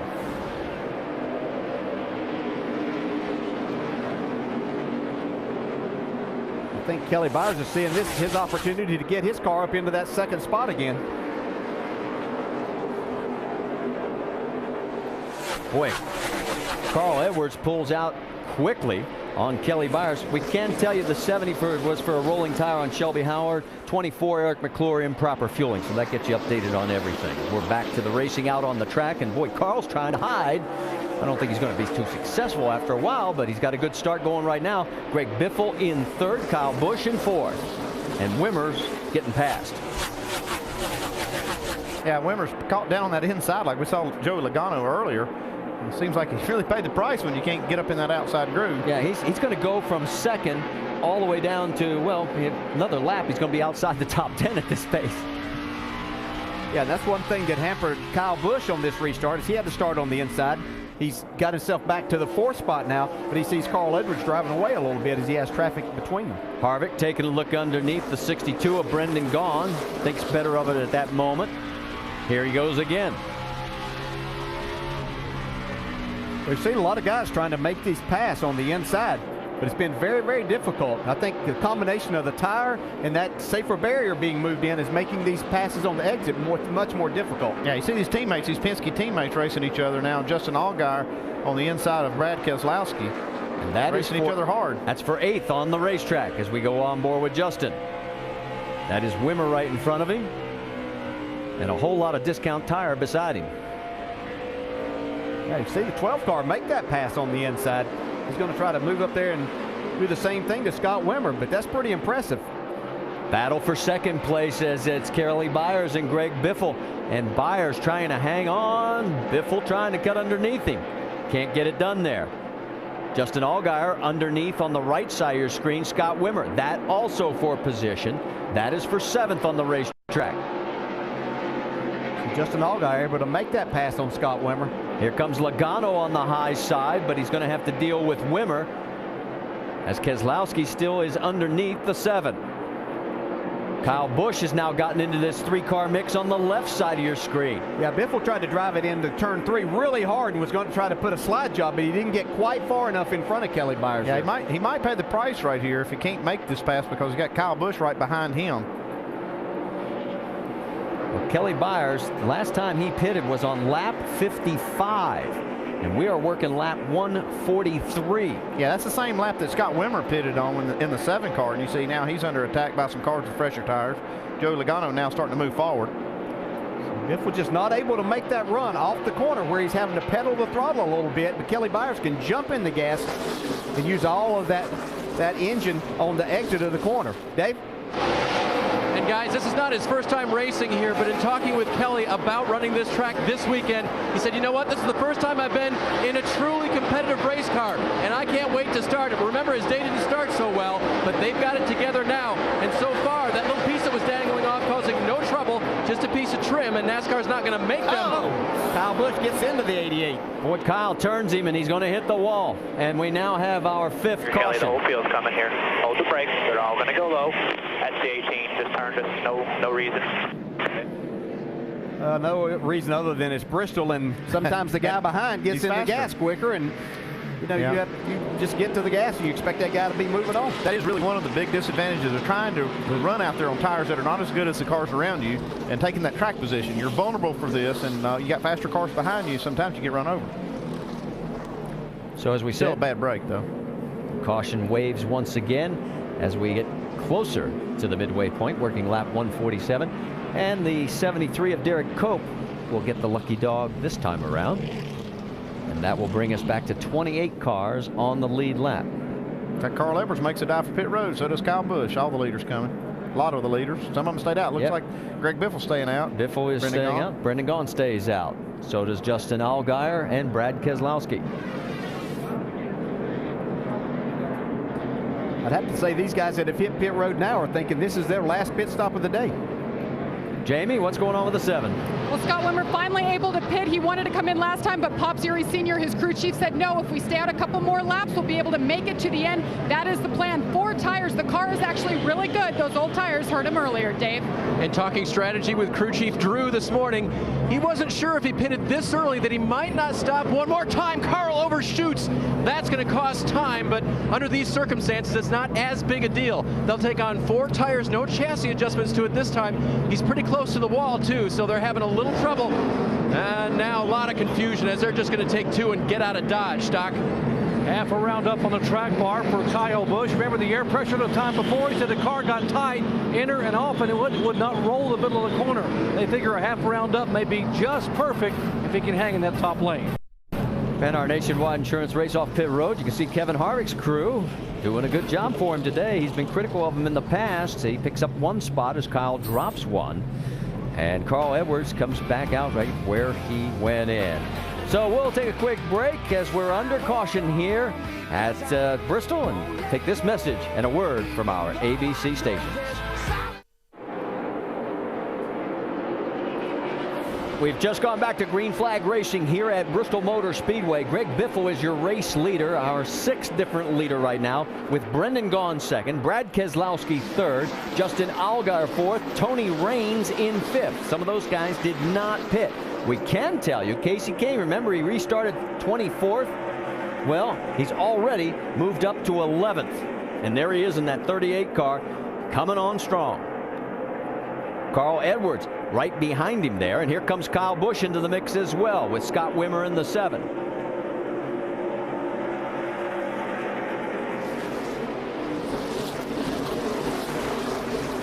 Slow traffic, Morgan Shepherd down on the apron. Everybody gets by him safely.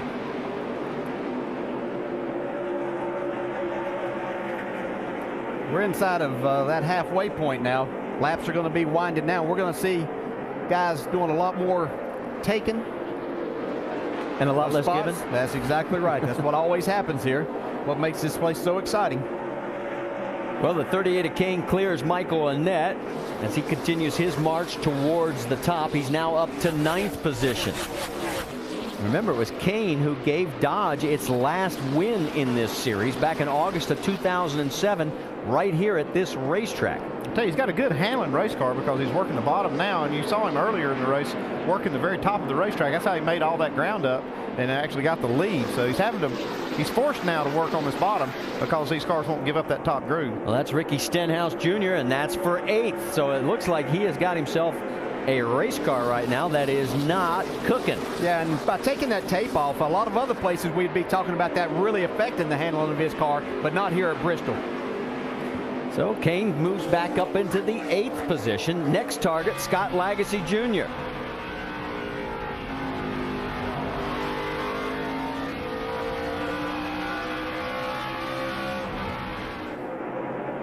There he goes around Lagacy's. Man, he's got that car going. Now remember, some of these other cars that stayed out there longer, he's got fresher tires.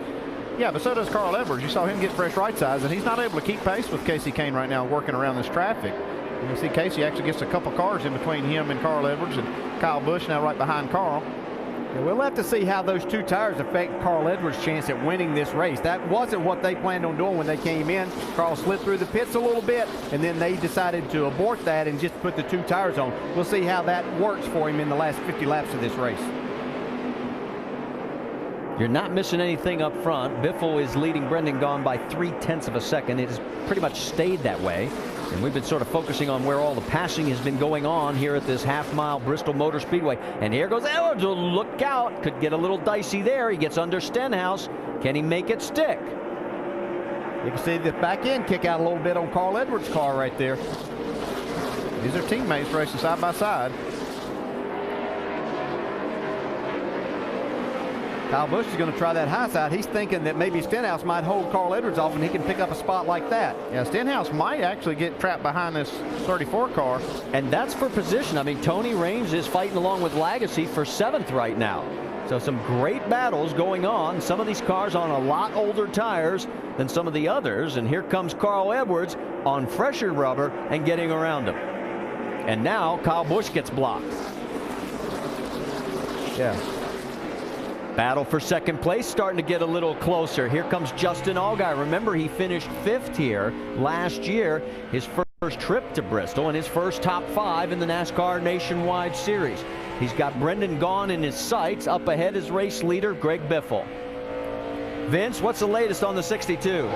What a great run for Brendan Gaughan. Remember, he didn't have the greatest qualifying effort, started 22nd, but he was confident that Brad Parrott would have him a good race car, and that is exactly the case. You get a good look at Brad Parrott there, second on the right of your screen. And Brendan Gaughan told me earlier today, he said, I'm not the best when it comes to setup, but Brad Parrott's got enough knowledge and experience for both of us. I think we'll have a good car. Certainly has been the case, but they've got about 64 laps on these tires right now. Well, I talked to these guys back in the garage area earlier this weekend, and Brad was saying Toyota gives me so much data. He says I'm having difficulty sorting it all out right now and making it work to Brendan's driving style.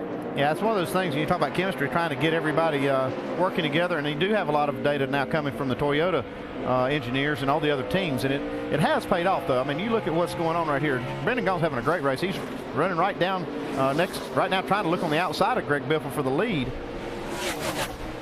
For more on Greg Biffle, let's check in with Jamie Little. Well, this is the 4th consecutive race that he has led this year. The team is ecstatic right now. Greg just told his crew, I am too tight to run down on the bottom, so he's just trying to run for all it's worth up top. He told me before he got in the car, he feels like the California race was his and it got away. He is so hungry to get a win. Keep in mind, while watching Greg Biffle, it has been 5 years since this team has gone to victory lane. Well, his only short track victory in 20 career wins came at O'Reilly Raceway Park back in August of 2002. All right, take a look at the top 5 at the top of your screen as we are working lap number 172 of 300 at Bristol. It's not over yet.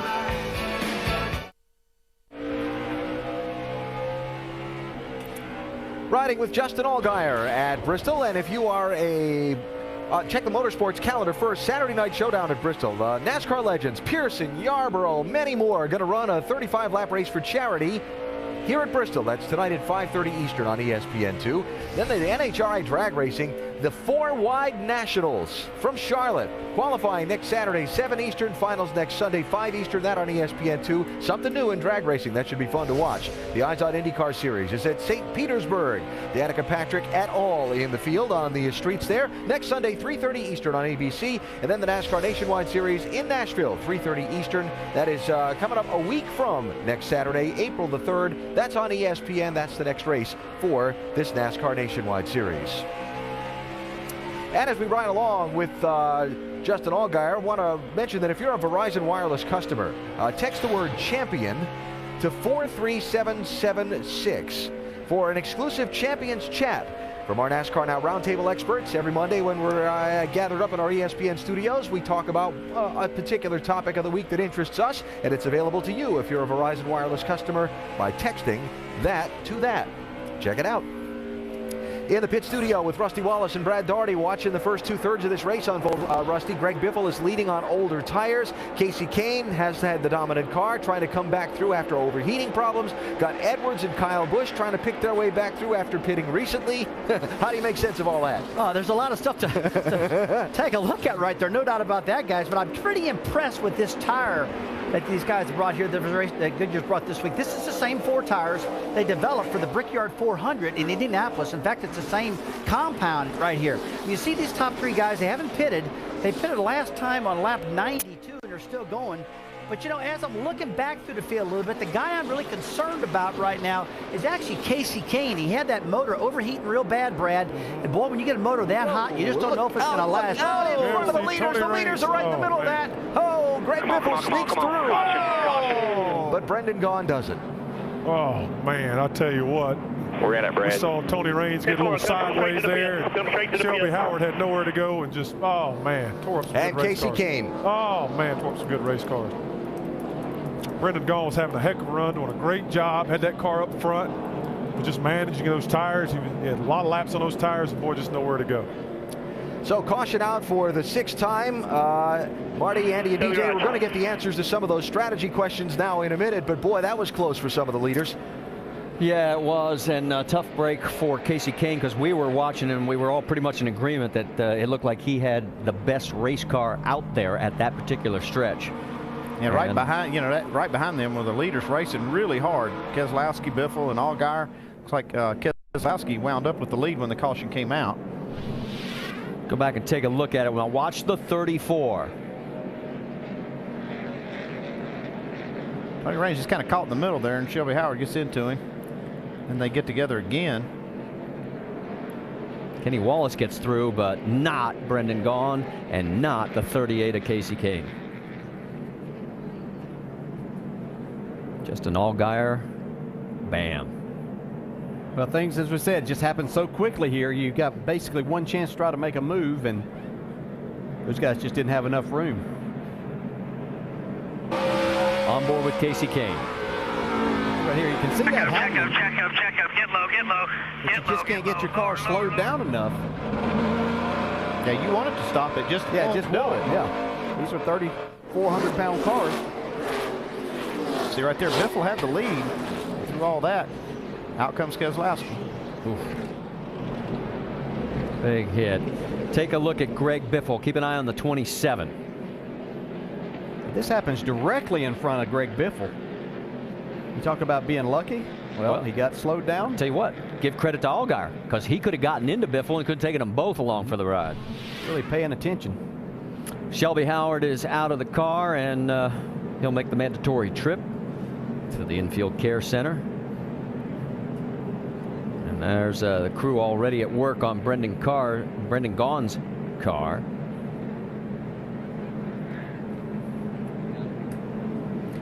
I can tell you the 73 of Derek Cope will get the lucky dog. That'll give us 25 cars back on the lead lap.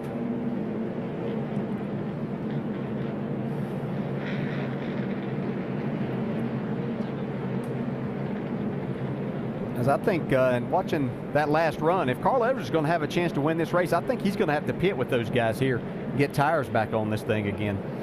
Well, our aerial coverage is brought to you by DirecTV. Learn how to win $1 million.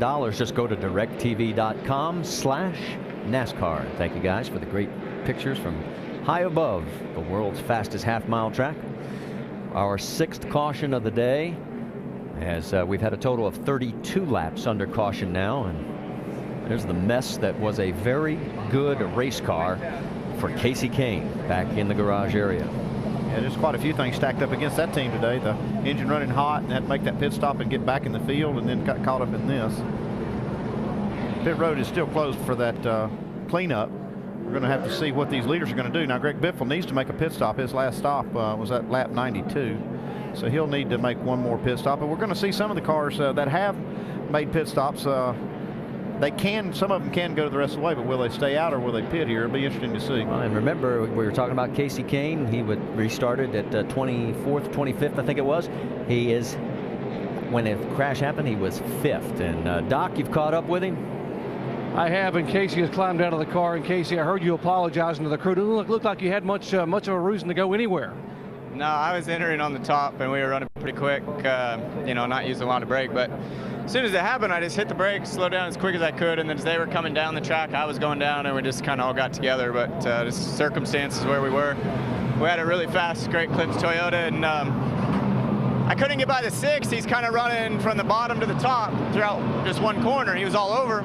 So I gave him a nudge on the front stretch and broke the front end of the car, and then so it overheated. So we had to fix that. Then we go and we're coming back through and running good again, and that happened. So just a rough day, but we had a fast car. Casey came from 24th all the way back to 5th. Vince.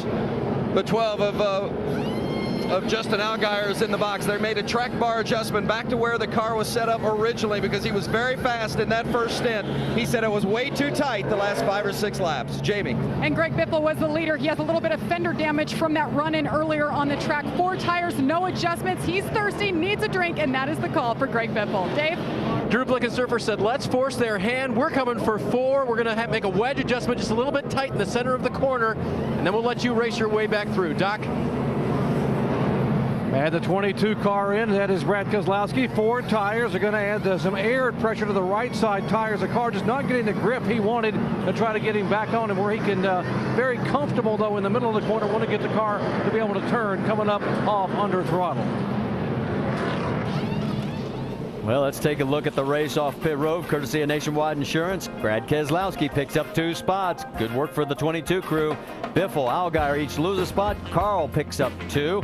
And Mike Bliss, well, he drops 5 in that last round. Stay with us. Well,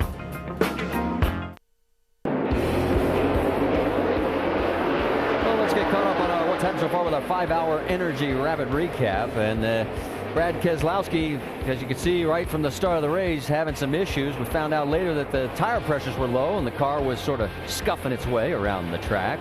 And then for Joe Gibbs Racing, who has never won here in the Nationwide Series, all of a sudden the 20 and the 18 got very racy as they kept moving towards the front. And Steve Wallace involved in this melee that also caught up Brian Scott as he gets turned by Scott Wimmer. And then there goes Colin Brown and Wallace right into him where he had nowhere to go. And then Casey Kane came back from overheating problems where they dropped all the way back to 24th position and ended up cooling the car down, and he got hot right up until this moment when he got swept up in another multi-car crash and unfortunately had fought his way back to 5th and now finds himself behind the wall. We're getting ready to go back to green. Let's set it for you. 4 cars stayed out. Ricky Stenhouse Jr., Leffler, Townley, Menard. Those are the 4 that stayed out. The wave rounds include Keller, Ponstein, McClure, and Josh Wise. And we're back to green flag racing here on lap number 197. Boy, and Stenhouse gets real high, and he is getting freight train on the right-hand side of your screen. Just say bye-bye. Race lead, give it to Leffler now in the 10. That gives us our 9th different leader. The record, I believe, I'm going to check it, I think it's 10, guys, so we may be closing in on a record. Here comes Brad Keselowski, Paul Menard, and Greg Biffle. Brad Keselowski's crew did a great job getting him out there. And we're going to get another caution, our 7th. We've got debris on the front stretch. So here at the Scotts Turf Builder 300, we've almost made it to the 2/3 mark of the race. And we are now looking at what will happen as far as this final stretch. Fuel should not be an issue for anybody.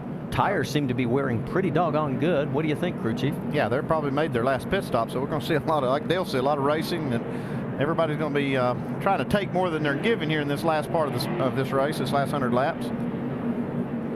And let me correct myself. It's a new record, 4 leaders, 9. The old record was 8. I was off by a couple.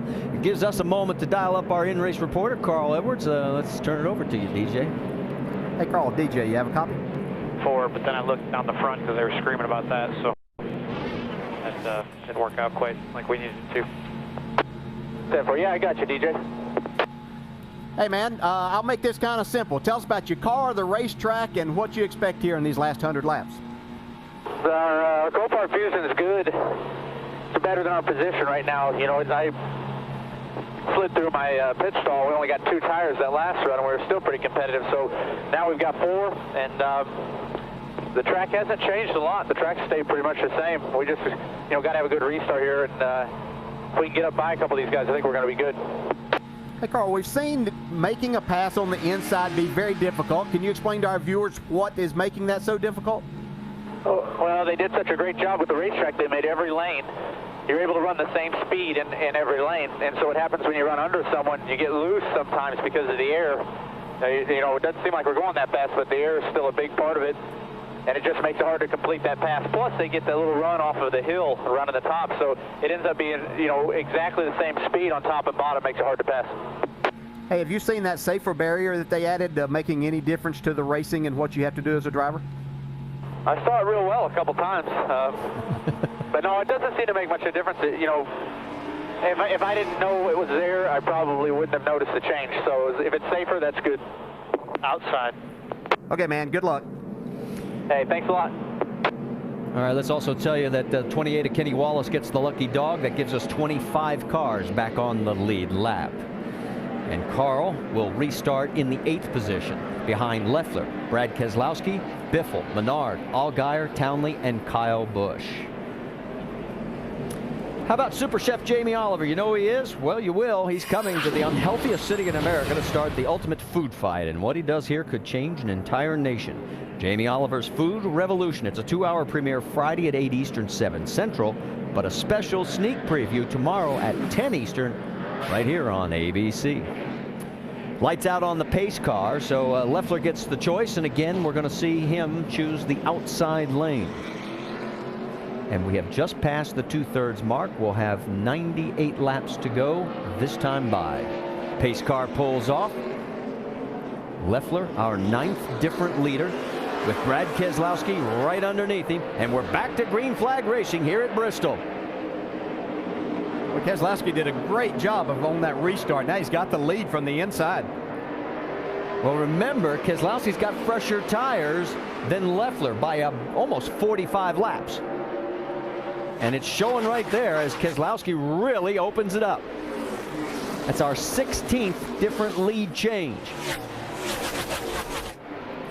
Yeah, but just like Carl Edwards said, these 2 cars running side by side. You can see how they come off the corner about the same speed. Even though the 10-car Leffler has more laps on his tires, he's able to still hold that position off of Greg Biffle. Paul Menard in the 98. John West Townley gets a little high, but the 60 of Carl Edwards cannot get under him. He still runs side by side with Kyle Busch. Right behind that group is the 20 of Joey Logano and the 33 of Kevin Harvick. Yeah, Carl's in a situation there. He's not sure which one of these lanes. The outside has been the preferred lane on these restarts, but it really wasn't moving, so he moved down. Now he's back to the top. Well, what he's looking at, he sees some cars in the outside lane that don't have fresh tires. He's thinking that's oh, here we go. Got a spin going around as Joe Nemechek has made contact with the wall. And that will bring out the caution once again.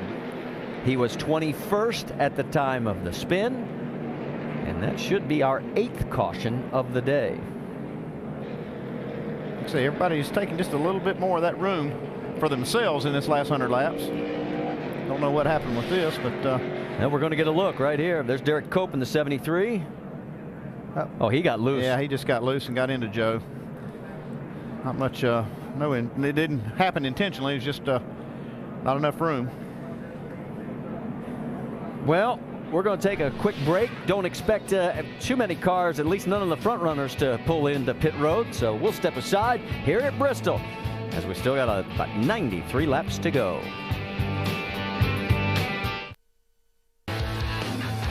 Back here at Bristol, we are under caution once again, as for the 7th time, Brad Keselowski is our race leader. Tell you, Jason Keller in the 35 will get the lucky dog. That'll bring 26 cars back on to the lead lap. It's not the first time Brad Keselowski's been out in front here at Bristol. Remember, way back in August of 2008, started all the way back in the 37th spot, courtesy of Clint Boyer getting a little loose there. He scooted on past and came around to take the checkered flag in the night race and drive on up to victory lane here at Bristol Motor Speedway. And you want to talk about comebacks. Remember we said he started 37th? It's not the only one, but it is one of the best as far as coming all the way back. Take a look at this. 38th for Kevin Harvick back in April of 2005 was the deepest anybody has come, but you can see Bobby Labonte, Steve Grissom, and Casey Kane's win in 2007 as well. Let's get more on Brad. Doc, what you have? Marty, you mentioned he came all the way from 37th to win that race, and what he is most proud of when he goes back and watches that tape is the fact that when he got to victory lane, there was not a single scratch on that race car. That's hard to believe coming from the back of the field at Bristol, and that's what he did this week. He said, I went back when I got here on Thursday and watched the tape of that race to remind me I've got to be very, very patient here at Bristol. Well, and his day started, if you missed a countdown, with a meeting mandatory by NASCAR with his car owner and along with Carl Edwards and his car owner, and they hashed out all the differences. And from that point on, it's been a little bit eventful out on the racetrack as well, but it's always that way here at Bristol, as he's going to choose the outside lane with Leffler inside of him, then Biffle, Menard, Allgaier, Townley. That's your top six. Boy, and he has been good on these last two restarts. Yeah, it looks like they've got the tire pressures where he wants them, and certainly got him out in front of the rest of the guys that pitted that last time, and that's been a big advantage for him. Yeah, we heard Doc say when they made their last pit stop, they actually went up on the right side tire pressures. And I think that's one thing that's helping him get going right on these starts. He really struggled at the beginning of the race getting going on cold tires. Yeah, we showed you that on the recap. I mean, he had the car even bottoming out, he was reporting on the radio. On board with Justin Allgaier, that's Paul Menard. That is for position on the racetrack. Menard's fourth, Allgaier wants it. They're still going to be side by side heading down into three. Here comes Kyle Busch, look out. He backs off a little bit, gives him some space, and Menard on the high side still going around. John West Townley, this is another good run for him, Jamie. Well, it certainly is, Marty. What a weekend it's been for this team. First practice out, he had a spin, hit the wall, went to a backup car.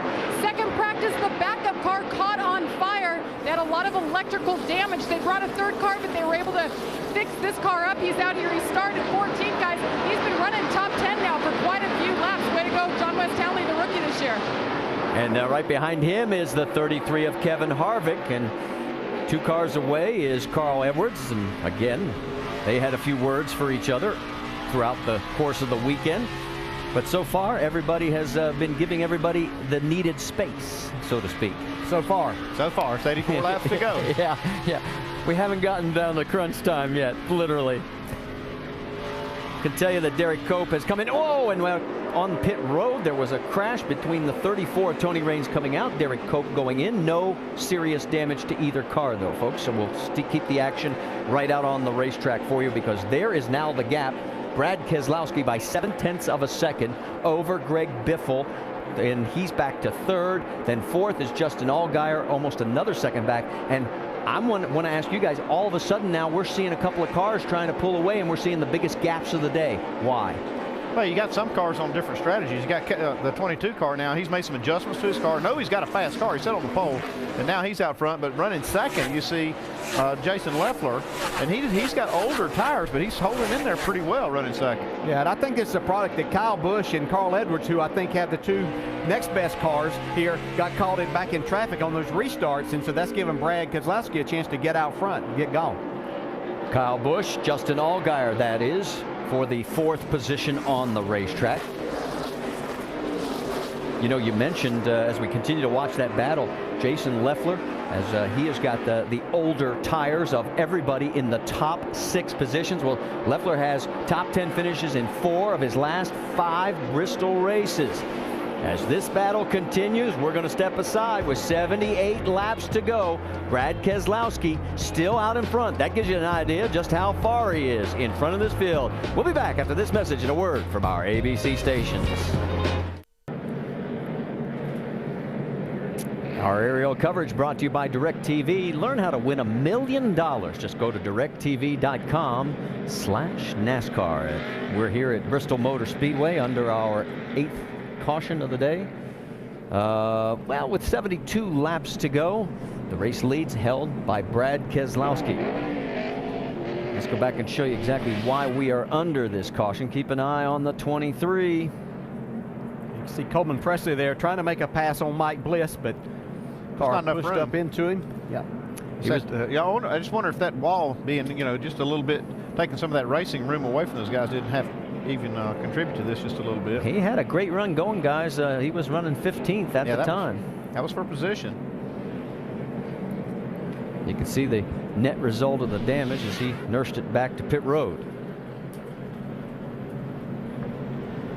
Let's let you also know that during this caution so far, Reed Sorensen in the 32 and John West Townley both pitted and picked up some fresh tires and Sunoco racing fuel as they're ready to go back. And Kenny Wallace, we got to give him some love time, because this is the third time he's gotten the lucky dog. Man. There he is. And he stays on the track, and let's see, in 21st position right now. So he keeps working his way closer into the top 20. With John West Townley right in front of him in 20th position. John West fell back right after we had talked about him. And in front of him is the 32 of Reed Sorensen. Yeah.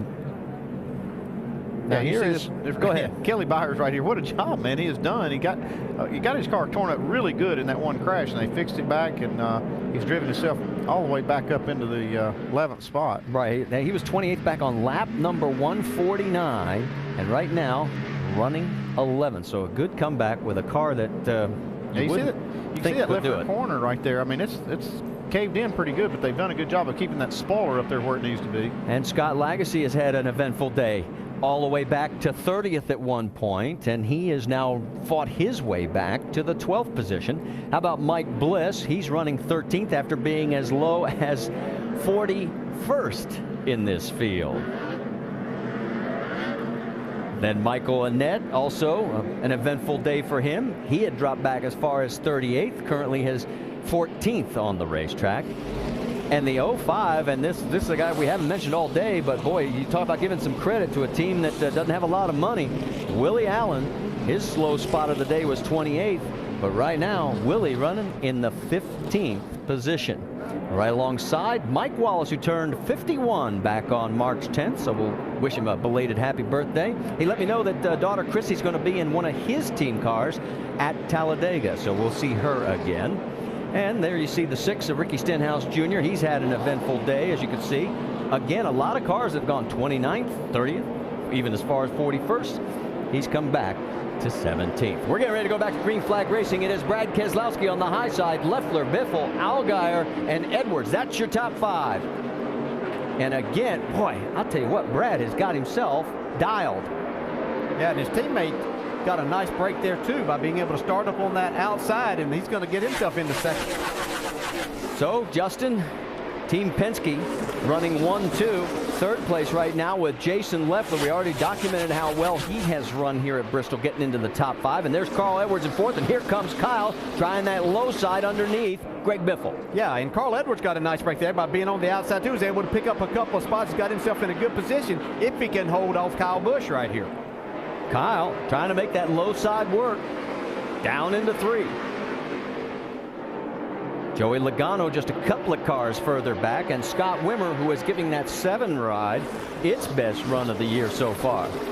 Yeah, we've seen Logano there in the 20 car struggle for most of the day, not being able to make passes, but he's got himself in a position now that anything can happen here with 65 laps to go. Yeah, Carl Edwards going to do everything he can to try to keep Kyle Busch down on the bottom and make him heat those tires up. And I'm sure that's what these drivers are thinking about when they get in this situation. Even though it looks like that 18 car might be a little bit better, if I can hold him down there just a little bit longer, maybe his tires will heat up and I can get by him. Brad Daugherty in the beginning of the day during countdown was talking about he thought the trouble area was going to be turn 2. It's starting to get into the shade there, as you can see. Is that going to make that any better or worse? could possibly cool that off a little bit more grip. The concrete doesn't change quite as much with the temperature, but it certainly has been an area that we've seen have quite a few things there, but could be better. You see Kyle Busch decide to slide back in behind Carl, and he'll try to make another effort at him without losing any more spots. And Joey Logano's trying to go underneath the 27 right now. I'd say right here, Kyle Busch going to try to squeeze up on the outside of the 60 car, kind of swap rolls on him. You see now he's going to get just a nose up on the outside of Carl. On the right side of the screen, the battle for 10th, Kelly Byers is taking the position away from Paul Menard. So despite all the damage, Byers keeps plugging away. Oh, and look at this, little bump and run. Here comes on the outside Kyle Busch. He nudged Carl just a little, but now Carl's coming back on him. Down the back straightaway, heading into 3. Yeah, I was really surprised Carl gave him that much room on the outside, knowing that's what Kyle was trying to do. But Kyle got a nice run off of turn 4. Carl tried to slide up in front of him, but Kyle wasn't having any of that. So this is the best the 18 car's been since early in the race. There's one section there that they didn't run very well, actually slipped back, but he's going forward now. So move Kyle up into 4th, and he's starting to pull away from the 60 of Carl Edwards. Not missing anything up front. Brad Keselowski and Justin Allgaier are well out in front by over a second to Jason Leffler in 3rd. So this is the best action on the racetrack as you see Joey Logano and the 27 of Greg Biffle going door to door. Now this is where Logano's had trouble all day long in trying to make a pass on a car that he's trying to pass for a position down that inside. 2 cars back, you can see Kevin Harvick in this mix as well. We already documented the fact that Harvick has won the most here in series competition 5 times. You know who's second on that list? Morgan Shepherd with 4. And history could be made if Harvick can squeeze his way into the top 5 as he's trying to tie Tommy Houston on that all-time list for top 5 finishes. He's going to have a chance, I think. He's got a good car. You can see him working now, trying to work on the outside of Scott Wimmer. Scott Wimmer also having a great race. Yeah, but it hasn't been typical Kevin Harvick. We've seen this team progress, and we expect him to be right up there in the mix of things, and he really hasn't been a factor up in the top 5 for the majority of the day. Let's let you update on Mike Bliss as he has moved into 11th, getting around Paul Menard. So Menard has dropped 2 positions in about the last 5 or 6 laps. Now let's go back to this side-by-side action for 6th position. Yeah, no love lost between these 2 guys. We saw them in California racing for the win. Get together a little bit, so they're going to race each other pretty hard. Well, but remember Joey said, I will not pay him back. He says, I'm not going to take myself out of a potential race-winning situation. Well, if he's looking for a chance, right here it is. He wants to get It'd be an easy slip at this racetrack to do it. As we've watched these guys, Kyle Busch has gone into that 3rd spot. These guys are having a great battle right here. This is sort of settled down for a moment. Let's go back up front and show you the gap as Brad Keselowski leads his teammate Justin Allgaier by almost half a second. There it is. And there's the gap back to 3rd with Kyle Busch. Stay with us. The latest NASCAR information. We are under our 10th caution because of an incident involving Ricky Stenhouse Jr. in the Roush Fenway Racing number 6. There is what the car looks like, and this doesn't look too good. Looks like they're going to be pushing it behind the wall. Take you back and show you what happened. Once again, we see coming out of turn 4 here, 2 cars getting together. That inside car trying to stay off. You turn the wheel a little bit more, and that creates a spin. So he gets into the wall and probably busted the radiator there. It's the exact same thing we saw with Coleman Presley and Mike Bliss off that corner. And it narrows up. It's been a tough season for Stenhouse so far. This could be his 3rd DNF. His best finish so far was 30th 3 weeks ago at Las Vegas. That's not the kind you want to write home about. Jamie, what's the latest on the 6? Well, Ricky Stenhouse, you guys were right. The radiator is the problem. He's leaking water. They're pushing him back. They're going to try to fix it and get him back out there because it's all about experience for this young rookie. He actually told me he's been really worried about his ride this year. And Jack Roush, his boss, called him into the office on Tuesday. Ricky was shaken, and he said, Jack said, if I didn't believe in you and believe you could do this, I wouldn't keep you in the car. So keep doing what you're doing and learn out there. Thanks for the update, Jamie. One car that's having a great day. There's Justin Allgaier in 2nd place. Vince, what's the latest there?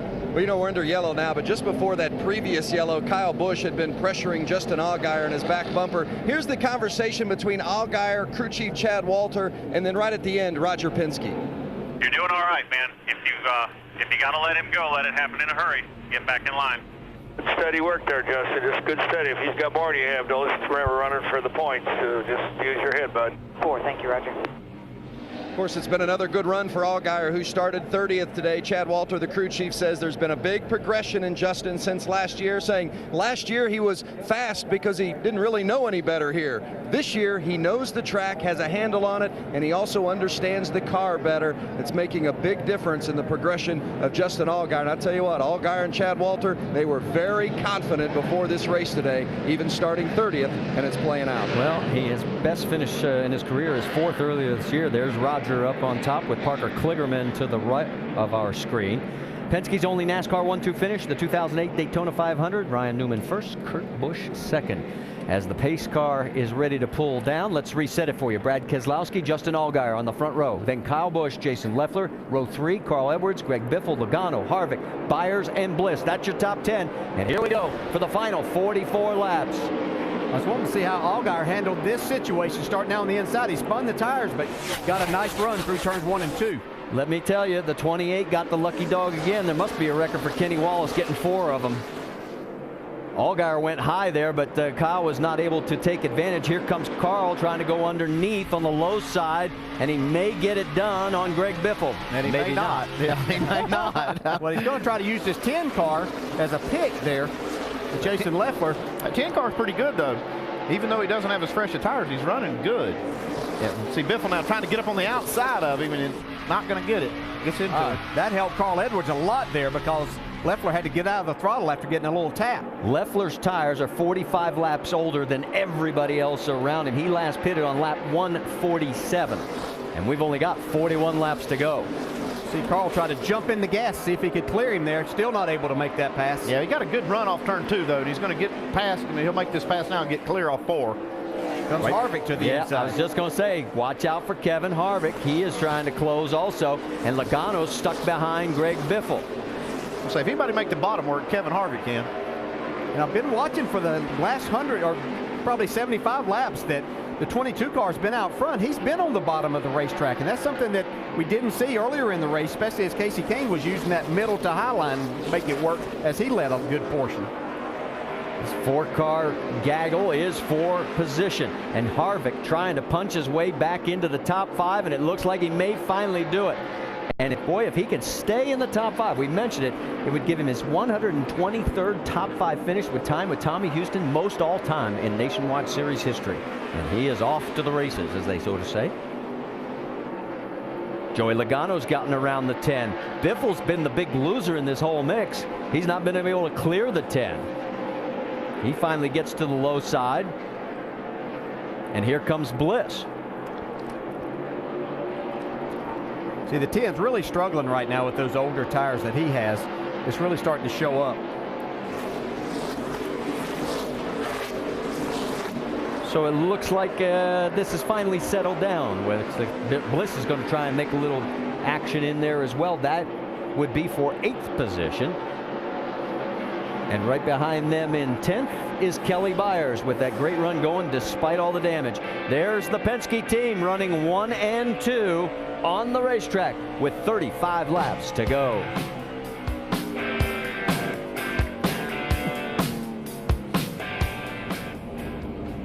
We're going to break out of the commercial because we've got another caution, our 11th. John West Townley has turned it around. The 61 also involved of Josh Wise.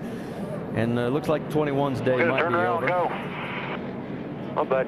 Scan. Yeah, I don't think that baby's going to move. Townley was running 20th at the time of the crash. There you can see what's the damage on the back end of Josh Wise of 61. And his Ford. That's the second car for the 21. They tore one up in practice as well. And you see you can't, like I said, Marty can't get going. Here, let's take a look to show you what happened. Whoops. Oh, man. He got plowed by the 35 of Jason Keller. Makes you wonder what happened before this. We had mentioned Townley had a career best finish back at Las Vegas at 15th. Let's see if more cars get 61, and the 34 happened behind this as they tried to slow down. Tony Raines involved in the 34 as well. Maybe they were trying to check up and tangled with each other. We'll sort it all out when we come back here at Bristol. Coming up in just a little while over on ESPN2, it's the Saturday Night Showdown at Bristol. Some of NASCAR's legendary drivers, legendary stock car drivers from here at Bristol, going to run a little 35-lap race in cars that are not theirs. Sterling Marlin, the defending winner, and the guys that are getting ready to go are some of the biggest names in stock car racing history. They're all gathered just outside the crossover gate, outside of turn 3. White hat there is David Pearson. Oh, Silver Fox, man, the Silver Fox next to him, Rick Wilson. And there is the man, the Iron Man, baby, from Asheville, North Carolina, Jack Ingram. Gentlemen shaking hands there, Jack. Tommy Houston standing there beside him. So they're not going to let him run them cheater cars like Andy and Sterling had last year. Look at there's Larry Pearson on the right side, right behind Silver Larry Fox. Yeah. All of these guys are getting ready to go. They're watching this race. They're seeing if they can learn anything because the Iron Man. They know they're doing a show, but they want to win too, guys. Yeah. There's Jimmy Hensley standing in the back there. Now let's make this clear. This is a race these drivers are doing for charity. But imagine if you're a baseball fan, if you could see Hank Aaron standing at the plate again at Fulton County Stadium, or if you're a football fan and you could see Terry Bradshaw suit up at Three Rivers for the Steelers. Well, racing fans get to see some of the sport's greatest suit up at one of the sport's legendary tracks and go racing. And although it's an exhibition and it's just for fun, I can assure you one thing. It's going to be, it's on. I talked to David Pearson. I was talking to Pearson going through the tunnel yesterday. I said, David, how you feel? He says, I feel good, Brad. I come to get me a trophy. I said, all right, the Silver Fox is back. There you go. So we'll have that for you at 5:30 on ESPN2. But first, we have some unfinished business in this NASCAR Nationwide Series race. Let's see, 11 cautions, still got 28 laps to go. Marty, DJ, and Andy, I'm not sure we're done with the yellow flag yet. Yeah, maybe not, but I tell you what, I'll let Brad tell Brad I'll let him come look at my trophy from last year. Talk about that cheating. He was just jealous, right? I know. Hey, before there are guys that will do anything to get camera time, but this is new. I got to tell you, guess who got the lucky dog? You got it. No. Yeah. Kenny Wallace. Kenny Wallace, Oh, the my 5th time. We got to have a new record and a new trophy at the end of the season because there he is. His 5 lucky dogs in the laps that he has done. He has done a great job of getting Hot Rod Grills on TV today, the hard way. Hey, there's still time. He can get another one. Way to go, Herm. All right, let's reset it for you. We're getting ready to go back to green. Brad Keselowski, Justin Allgaier. Then in row 2, Kyle Busch, Carl Edwards. Then Kevin Harvick, Joey Logano, Biffle, Bliss, then Byers and Sorensen. That is your top 10. We'll have 27 laps to go. And now, get ready for the bump and run if anybody can get close to those race leaders. And Carl Edwards trying to hang on this time. Oh, look at Allgaier now. He's got a good run off turn 2. Whoa, and he runs up on him, and can he close it? He does. He takes the lead. Man, he got a great restart. Anticipated that start perfectly. And Kyle Busch into 3rd. So now that gives us our 10th different leader as Justin Allgaier goes to the front looking for his first ever career win. But Brad's coming back saying, son, not quite yet. No, sir. He said, I've led this race all day. I want it back. Yeah, these guys are not only teammates and battling for this race win, but they're battling for a championship too. So how hard do they race each other? Kyle Busch coming to the outside. Leader, 12 car. Nice work. Right now, Keselowski has the 5 bonus points for the most laps led, but he has not clinched it yet. Kyle Busch could change that, but he's got to get up front.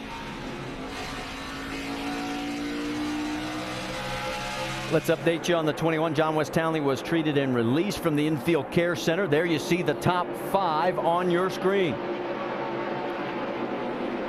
And Allgaier, all of a sudden, has pulled about 3 car lengths over his teammate. I was going to say before the restart, I was concerned that starting on the inside was going to take his chance away from winning this race, and it's worked out that that's the best thing that could happen to him.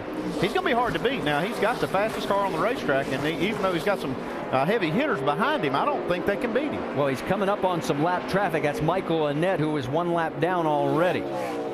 I think that could be the determining factor because this isn't going to be the only car he will encounter. Traffic could play into who's going to win this race. What a difference in personalities in these 2 Penske drivers. I mean, Justin is, yes, sir, no, sir. What can I do for you, ma'am? How can I carry your bag, sir? You know, one of those. And we all know what Brad's all about. I'm going to move, and I'm going to take that position, and whatever it takes. And, boy, what a dichotomy between the two. But here they are, running 1 and 2. And Dodge looking for their first win since August of 2007. Yeah, 15 not giving him any breaks right here, making him go to the inside. Justin doing a nice job of clearing him off of turn 2, though. But it has allowed Keselowski to close up as well, and Keselowski dispatches the 15 much quicker. See, he closed into about a car length behind now. We're down to 18 laps to go on this half-mile Bristol Motor Speedway track. I want to get in your head a little bit, Dale, when you're at this position and you're Keselowski. Are you trying to work this racetrack and try different things even this late? Yeah, you still are trying to do that. And we saw him earlier where he was running the bottom of the racetrack, really making that work. He's going to have a hard time making that pass on this 12 car, though, from the inside. That's the battle for 5th. Joey Logano has it. Kevin Harvick wants it. Logano hugging the bottom. Harvick gives him a little nudge. Now Harvick goes high. Can't get it done.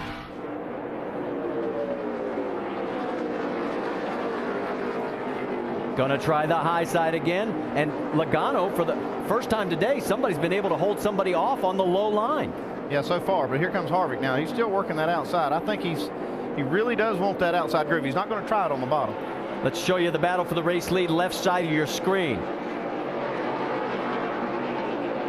So we've got 2 very good battles, and now look at the lap traffic involved. There's Michael Annett, Kenny Wallace. Kenny's the last car on that lead lap. Well, they just got lapped again. Just got lapped again, I should say. I was expecting another caution to come out here shortly.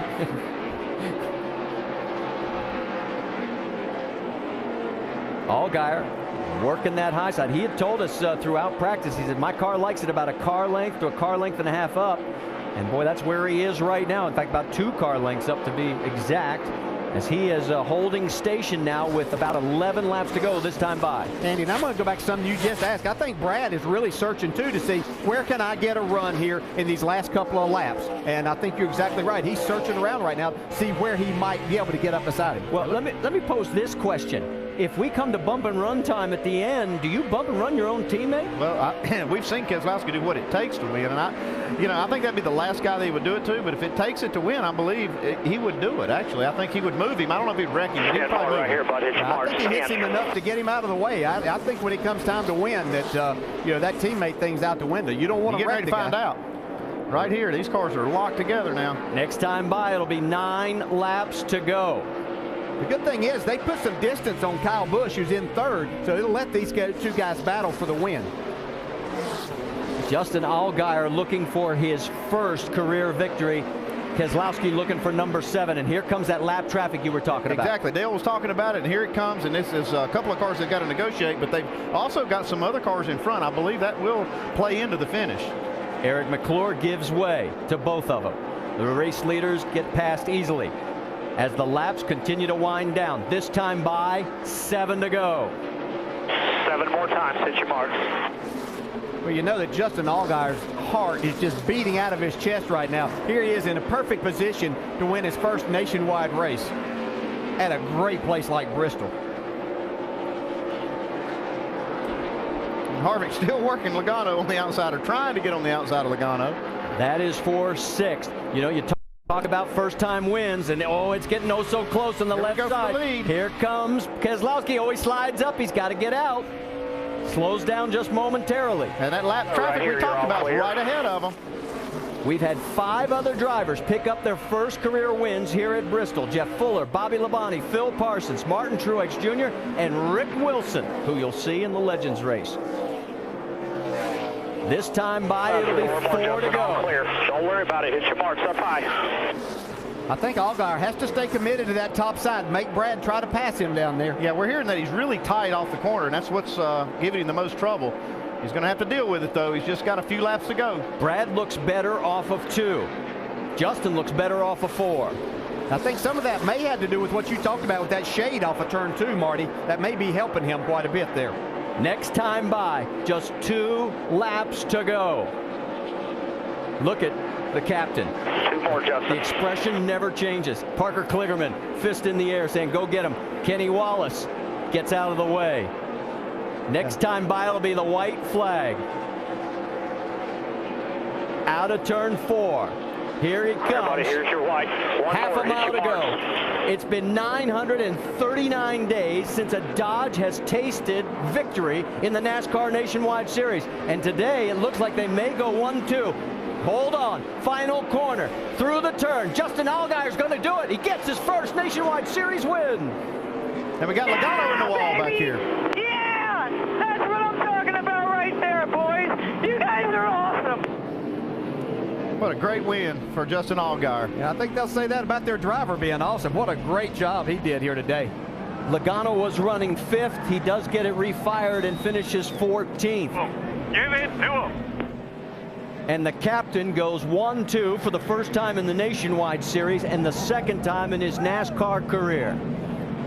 Kevin Harvick got that top 5 you were talking about. We might have to go back and see if there's a little contact there. Yeah, and the answer to the question, would Keselowski bump his teammate? He didn't. He raced him clean to the finish. He gave it all he had, but he did not make any contact. He had a chance, though. He could have done it. Very impressive. His first win in his 43rd start. The 6th driver to pick up his first Nationwide Series victory at Bristol. He joins Ryan Newman and Kurt Busch as only the 3rd driver to win for Penske Racing. And he's already got the burnout process down pretty good. Not bad for a first-time winner. Not bad at all. I think he'd been practicing that in anticipation that first victory was going to come pretty soon. For Penske Racing, their 10th Nationwide Series win, 2nd here at Bristol. And I think this organization has been the most impressive so far in the early part of this season, as you see him climb out. But Penske Racing starting this 2nd team. They've got their 2 guys up there, 2nd and 3rd in the points. All right, let's go back and show you what happened at the end of the race. There's Joey Logano out of the car because all we saw was the tail end of it. And here is Kevin Harvick, and this was 4-5. Whoa, boy, Kevin, bump and run, baby. Harvick gets 5th, and Logano gets dumped to 14th. Well, the guy said it in countdown. Until he starts pushing back, people are going to keep pushing him.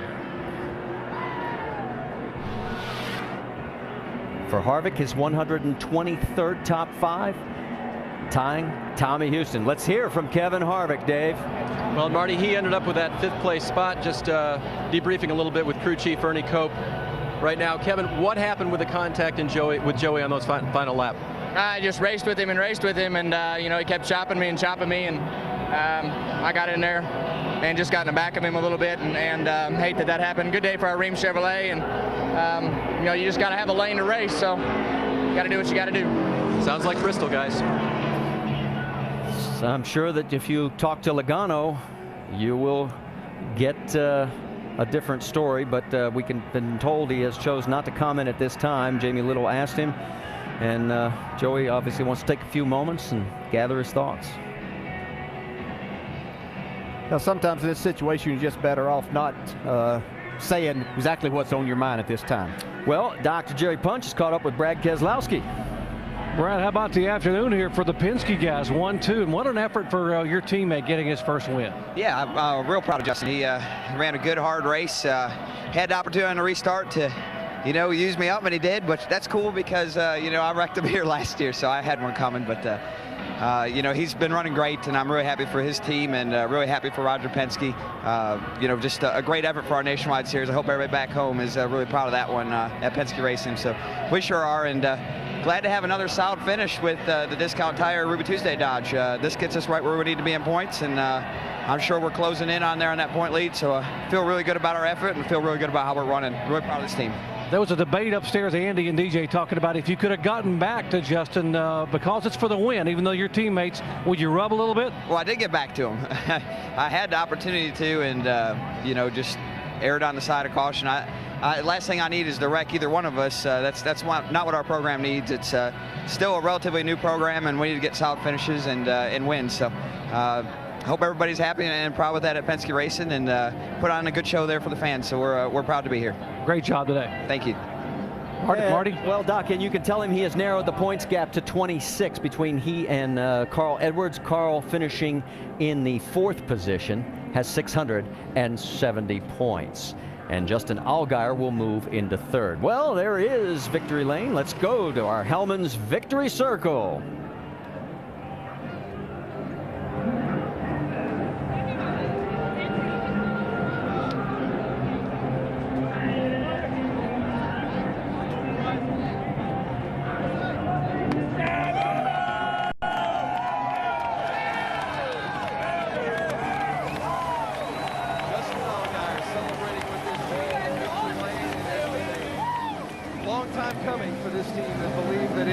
Just on the verge of winning as crew chief Chad Walter gives Justin Allgaier a hug.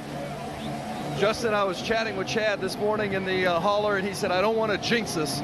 He didn't want to say the word win, but you got the sense that he felt you guys were ready to win. What gave you the sense that today was going to be the day? These guys right here, Verizon Dodge guys are awesome.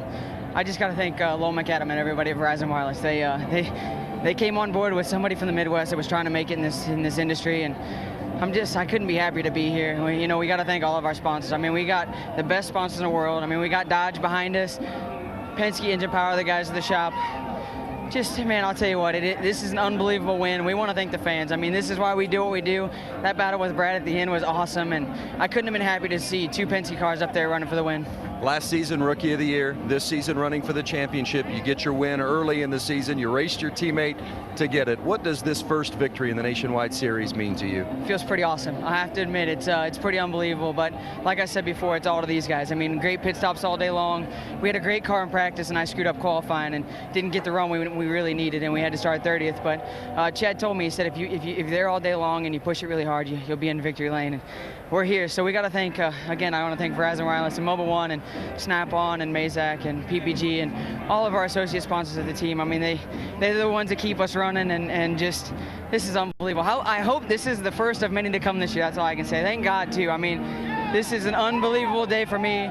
God's given me a lot of good doors to walk through, and I'm just glad to be in the position where I'm at. Justin Allgaier wins at Bristol. Marty? And he will explain when we get back at 5:30 on how he is going to give L.D. Ottinger the pole for our showdown race.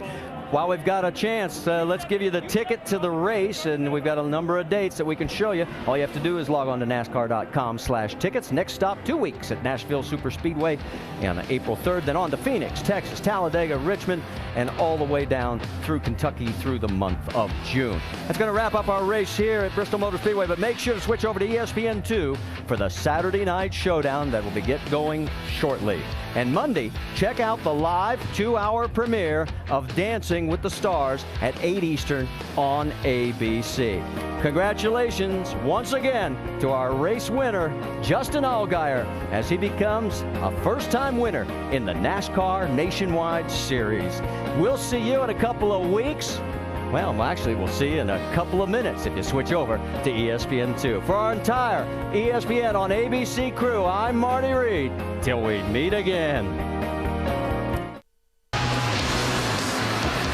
ESPN welcomes you to the Saturday Night Showdown at Bristol. A race for fun to benefit charity with some of stock car racing's all-time greats climbing back behind the wheel. 12 drivers accounting for 244 major stock car wins have come back to Bristol Motor Speedway, a place where they've created so much history, names any longtime fan of stock car racing knows by heart. While most have been long retired from competitive action, they're here to feel the thrill of the fight and bask in the spotlight at one of the sport's great venues. And make no mistake, they all intend on taking home the trophy at the end of the night. And down here in the middle of this great concrete coliseum, I'm Alan Bestwick. Thanks for joining us for our Saturday Night Showdown at Bristol. With the possible exception of Brett Favre, when high-level athletes retire from competition in their sport, it's rare to see them back on the field of play. Imagine watching Hank Aaron or Willie Mays walk up into the batter's box, or Terry Bradshaw or the Steel Curtain defense go out onto the football field once more. Well, that's going to happen right now as 12 drivers who've written so much stock car racing history climb back behind the wheel here at one of the sport's great venues. Yes, they're racing to raise money for charity. Yes, they're here to have fun. But I can tell you now, what separates this from other old-timers days is that they're going to do it at over 100 miles an hour. And by the way, I'm glad they're not too close to me to hear me say old-timers day, because I'd probably get slugged. The schedule for the day, a couple of minutes behind schedule, because the Nationwide Series race of earlier has run a little bit overtime. So the drivers going out onto the racetrack now just to get their first few minutes of warm-ups in these cars that they'll run here today. Then they'll bring them down pit road, introduce them to the crowd that's here, and then turn them loose for 35 laps here on the world's fastest half mile. Some of the color schemes longtime fans of NASCAR will well recognize as these drivers head out for some warm-up laps.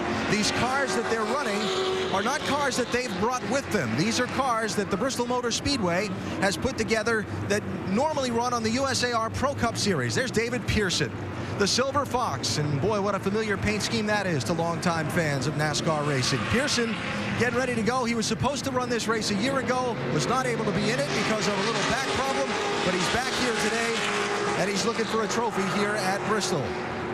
Still waiting to head out onto the racetrack, Cale Yarborough, one of the all-time greats of the sport. And for more on the story of Cale Yarborough and, boy, his many accomplishments here at Bristol, let's get out of pit road and Dr. Jerry Punch. Well, Alan, Cale Yarborough is tied for second all-time with wins here at Bristol Motor Speedway. 9 victories, tying Dale Earnhardt Sr. and Rusty Wallace. When I talked to Cale a moment ago, as they were buckling me in the car, he was smiling from ear to ear. He said, "Doc, it's just like I've never left.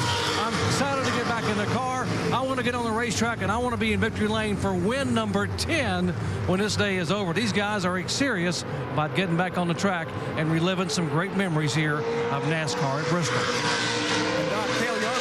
So much attention last fall when Jimmy Johnson was about to break his record for consecutive championships in stock car racing, and he was in this race a year ago, and he came out of it with a huge smile. And Cale said last fall, when so many people were talking to him, he said, "I want to do it again." Well, he's here tonight and about to head out onto the racetrack for some warm-up laps. We mentioned last year's race. The drivers went at it last year in a similar event, 35 laps here on the Bristol half mile. Some of them racing cars that they had prepared and brought themselves, some in cars that others had prepared. It was quite a night here at Bristol 1 year ago. We're going to watch some drivers whose legendary careers span some 5 decades climb back in a race car. You got to sit back in your house, pull your seatbelts down, and get ready for a shootout. Green flag. Rusty Wallace making a move inside. Rusty's headed toward the front. Here comes LD Ottinger now getting racy. I guess you never forget about how to ride a bicycle or drive a race car. And LD Ottinger's getting it done. And Sterling Marlin has led from the drop of the green flag. Comes back in a Legends race and wins it at Bristol. Series champion. He won a couple of races here at Bristol. And Larry, you went out for some practice laps. How did it feel to be back out in the car here? Oh, it felt great. I got a really good car, and it's a little on the tight side, but I'm sort of scared to mess with it right now. I made that mistake last year. Is that the car or the driver that was a little on the tight side? Excuse me? The car or the driver was a little on the tight side? Well, the driver's been tight all day. But, no, the car's just a little on the tight side in one end. I'm good down here in 3 and 4, but down in 1 and 2 it's a little tight. But I want to take this opportunity to thank Swisher International for coming on board with me again this year. And hopefully we'll get them a lot of exposure. We mentioned that you'd won a couple of times here at Bristol. What's a moment that stands out specifically for you? Honestly, it wasn't when I won, but the time that I probably 85, 86, maybe 87. I don't really know. It's too long ago. But me and Dale Earnhardt, when he was driving the old Chevy 2, I think he had, me and him battled most of the race, and that was a lot of fun. But I've always loved coming to Bristol. It's a great track. I've always ran really, really well here. I only have 2 wins, but I should have a lot more.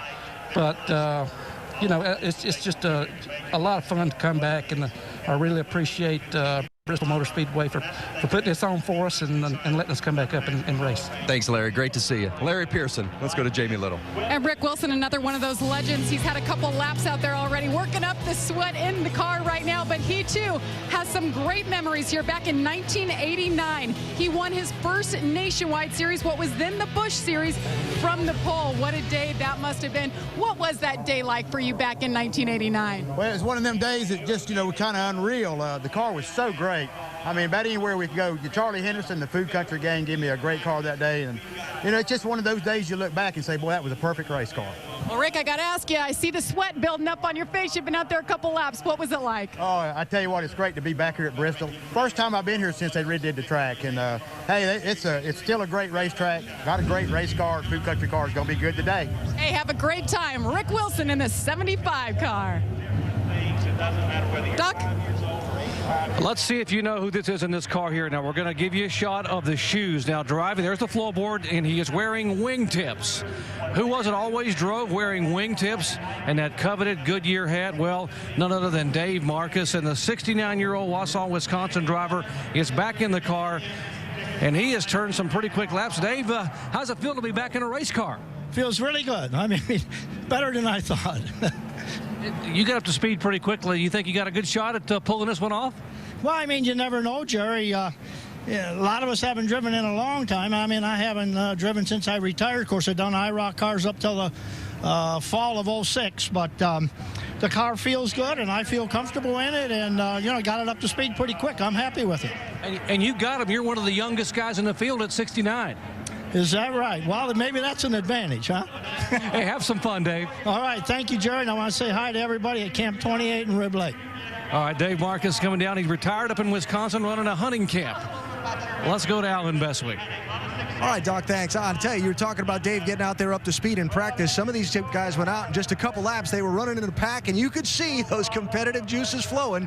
I think this is going to be an awful lot of fun to watch this Saturday night showdown in a couple of minutes. So, again, they've just finished some warm-ups, giving the drivers a couple of minutes to get their thoughts together, do the driver introductions, and then they're going to turn them loose for 35 laps, and the men who call the action for us upstairs, Marty Reed with Dale Jarrett and Rusty Wallace. Gentlemen. All right, thank you, Alan. And I don't know if you can see a timing monitor, but listen to some of these times. Fastest in the brief practice, Harry Gant at 118 miles an hour. That's 16.2 seconds. That's flying. Yeah, if you look at Harry Gant, though, this day, I swear he could get back in a nationwide car or a cup car and get the job done. Well, you're exactly right. These guys haven't lost a touch. I mean, you talk about the speed that Harry just run right there, 16:20. That was the same speed as the last 5 laps of the nationwide race we just saw a little while ago. So he jumped in this car, and he's just fast right off the bat. Phil Parsons was second at 117 miles an hour. L.D. Ottinger, he ran really well here last year. He's going to be a factor in this, I think, as well. And there's Harry at age 70 behind the wheel of the familiar green and white 33. Yeah, and one of the great short track racers of all time, Jack Ingram there in that 11 car. You better watch out for him. He still knows how to get it done. Well, let's also talk about some of the legends of the sport. David Pearson got out there as well. He was 9th fastest on the charts, and we mentioned he was not able to run the race last year. And who can forget the fact that the Silver Fox and Richard Petty had all those wonderful battles. In fact, I've always said if a guy by the name of Richard Petty had never been born, we'd be calling David Pearson the king. Let's go to Vince. What a terrific, a true legend indeed. 3-time Cup champion, 105 Cup wins, 2nd all-time. And David, glad that you could be in the race this season. We're talking about some of the practice laps you turned there. How is this car different, or something maybe that's a little different than you're not used to? It's a lot different, to tell you the truth. Of course, I'm having trouble with the clutch. Clutch is not releasing like it ought to be. And it's got a left foot brake, and I am no left foot driver. You know, I can't use the brakes with my left foot. And, of course, when I try to cruise my right foot away over there on that side, I hit this throttle coming back, so I can't find the throttle. So it just takes time for me to get used to it. Those things aside, how's it feel to be back in a race car at Bristol? Oh, it feels good as far as that goes, come back, and the car runs real good. It runs great. I just got to get used to the car and, and get used to the handling of it. David Pearson, indeed. Boy, they termed it right when they said legend in reference to this gentleman. Guys? And how about a guy who he's already told you he won 9 times at Bristol. He is the only driver to ever lead every single lap at Bristol Motor Speedway. Cale Yarborough, you led all 500 laps here in one of your 9 wins. How's it feel to be back in the car? Well, it feels good. I've always loved Bristol, but you know, doing something one time a year doesn't make you very good at it. But we're just out here to have fun, and really good to be back and see a lot of fans, see a lot of these old guys that I've raced with all my years. So just a lot of fun. What did you do to get in shape to get back in the car? I know you do a lot of work outside, but how about physically? What did you do to prepare for this day? I didn't do anything to especially prepare for it. When it's over with, I may wish I had. Hey, good luck to you. Thank you. Folks, Cale Yarborough will be 72 years old next week, Alan, and he is smiling ear to ear. You can see him in the car. He's ready to rock and roll once again at Bristol. It is so fun, Doc, to hear his voice inside that helmet talking about this race. Cale Yarborough, one of the 12 legends, getting ready to go in the Saturday night showdown at Bristol. They're getting him ready. We're going to turn him loose in a little while for 35 laps on the world's fastest half mile. I think it's going to be a scream. A chance to see some of the sport's all-time greats climb back behind the wheel once again. One of those greats is with Jamie Little. He's definitely one of the original journeymen of what is now called the Nationwide Series. Tommy Houston, what a run he had in this very series, helping to put it on the map. We're going to show a little bit of that racing action. His guy's excited, running over the wall. We're showing some of the footage of one of your wins, Tommy. What is one of the best memories you have here at Bristol?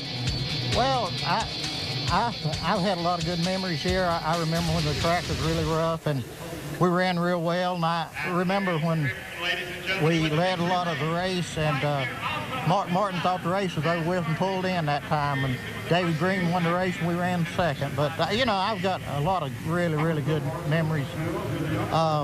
You know, I come here when it wasn't nothing except a concrete grandstand, and that was it. So I'm happy to be here. These guys came out last year and had a lot of fun, Tommy. What made you come out this time around? Well, like I say, Wayne invited me, and I was really proud that he did. And, you know, I've got a sponsor, Jewelry Exchange, on the car and for the car. And then Jack McNally and all his guys, they've been so nice to furnish the car. So I'm going to try to do them proud today. All right. Well, you have fun. Go fast. And thank you for all you've done in this Nationwide Series. He'll be in the number 6 car. Alan? So much fun to hear Tommy Houston as well, getting ready to go here at Bristol today. Have seen that man race thousands of laps. Great gentleman, a great racer, and glad to have him here in the Saturday night showdown. So we're getting ready for the command to fire engine shortly, and then we're going to have the green flag and see these stock car racing legends out at Bristol for 35 laps of fun. That is when we come back to Thunder Valley. Get ready with the Saturday night showdown here at Bristol Motor Speedway. 12 stock car racing greats are strapped aboard their machines. This is a legendary track, and one of the men who founded it is going to give the command to start engines to get these legends underway. Going off A out of Timminsville, South Carolina, three-time NASCAR Cup Series champion, Cale Yarborough. Car number 21 out of Spartanburg, South Carolina, going off in the 9th position. And the Jeff mentioned, Jeff Bird, track president, who is recuperating, dealing with an illness, and this race his brainchild, and we certainly look forward to seeing Jeff back here with us for next year's running of the Saturday Night Showdown. So the engines have fired, the cars are rolling off onto the racetrack, and that can only mean one thing. It's about time to go racing.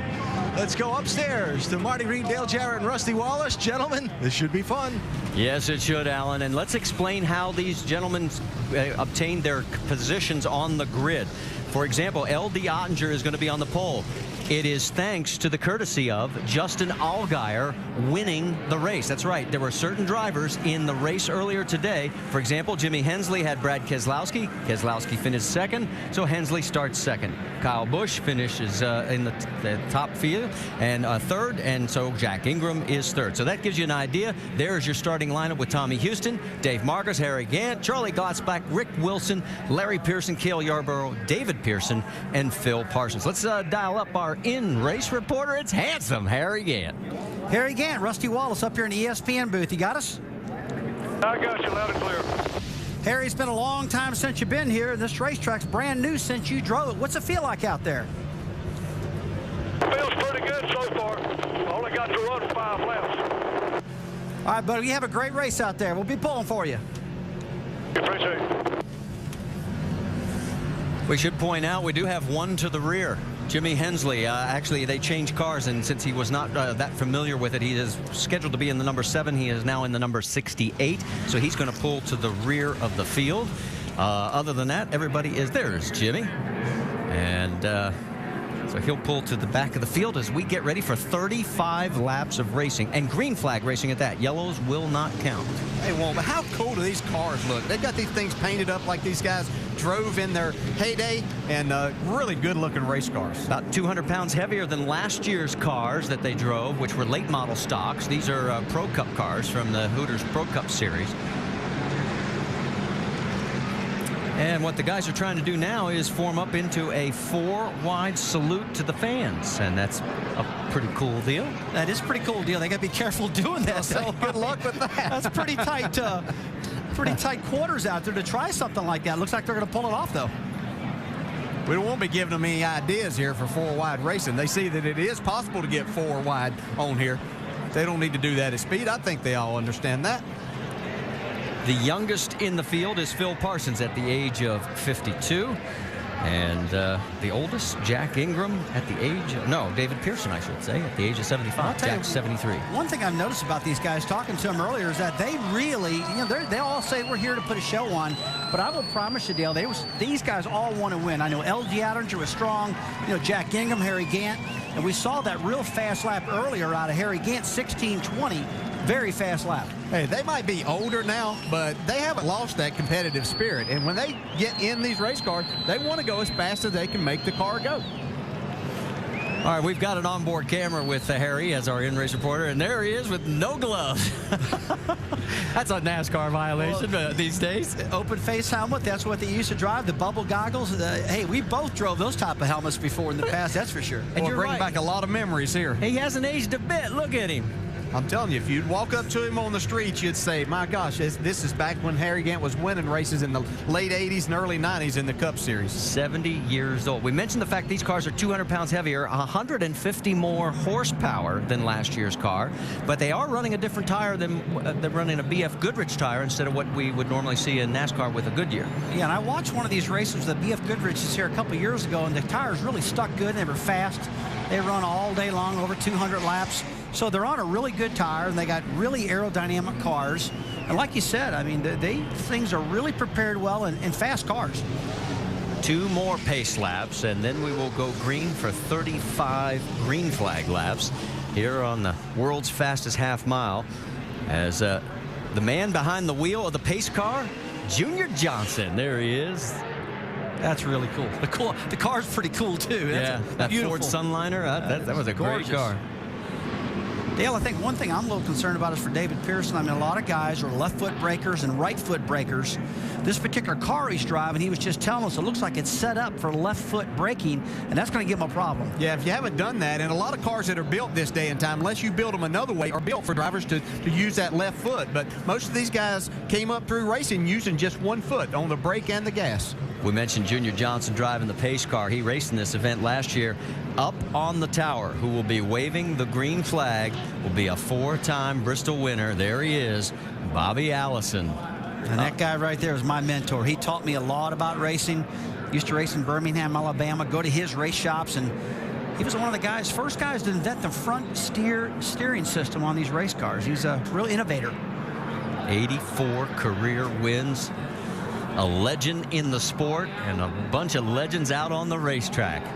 And there is the trophy that goes to the winner here at the end of 35 laps. Sit back and enjoy, folks. Relive some of your favorite memories as it is L.D. Ottinger bringing them down on the inside of the front row with the number 6 at Tommy Houston right alongside. And we're green at Bristol. Boy, and L.D. says, see ya, fellas. And I'll tell you, we talked last year, if you happened to watch the race, of how fast he was as he got more used to driving these cars around this racetrack. This race last year, I finished second, and LD was really running me down big time. In fact, a couple more laps, I was going to get past. But this guy is really good here at Bristol, the old racetrack, and a lot of these guys are adjusting to it. Hey, pass off at turn 2. Jack Ingram sticking his nose in there trying to pass Tommy Houston. And that's been said a lot of times. And Harry Gant in the 33 right behind him there. And right now it's a battle for second spot because LD has checked out. I thought Harry was going to try to make that top side. Here comes Rick Wilson up on the top trying to pass Harry Gant. Harry Gant in his past career has always been known to run on the top side of the racetrack. Gets a lot of momentum up there. And Harry's going to stay in the top, it looks like, and try to make it work. Harry in the 33. The 11 is Jack Ingram. The 6 car, of course, is Tommy Houston. Then a little bit further back, you can see the 75. That's Rick Wilson as he's trying to work his way up. Also the 71 of Dave Marcus and the 66 of Phil Parsons. Now, I think LD slowed down a little and let these boys catch up. He wants to race. He's not here just to go out and run laps, 35 laps around here. He wants to race a little bit. I know, these guys are running tight right now. They're just really feeling their cars out. I mean, it's going to take a little bit. It's going to take 10 or 15 laps because, like Harry Gant said, he only had 5 laps of practice in this car. Yeah, well, LD better get on it now because Harry's liking that high groove. Yeah, remember. Here he comes with Rick Wilson. He's got the outside line, and he's going for the pass. And here he is on the high side. And Harry Gant, the oldest winner in Sprint Cup Series history, takes the lead. And all of a sudden, LD has drifted back to 3rd. The second is Rick Wilson. Now, Rick's won here before. He's been strong at this racetrack in the past. And he wants this win bad. And see if he's going to try the top of the track. Harry's guarding him up there. Harry was 52 years, 7 months, and 6 days old when he won in Michigan in August of '92, the oldest Sprint Cup race winner.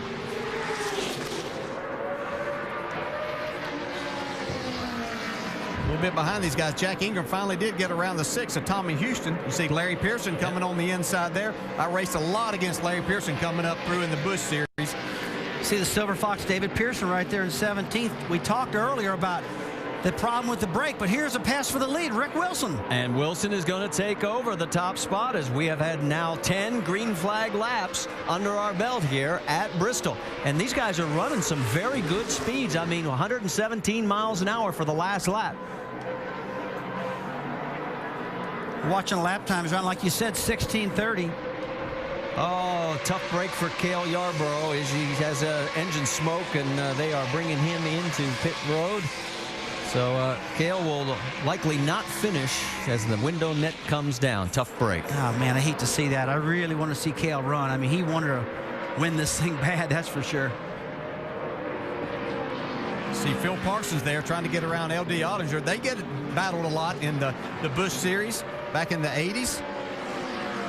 I'll tell you what, Dale, it's hard to call this race because I find myself just watching it because I appreciate what these guys are doing, and it was so much fun racing them when you and I were able to do that with them. Well, let's get an update on what happened to Cale Yarborough, Doc.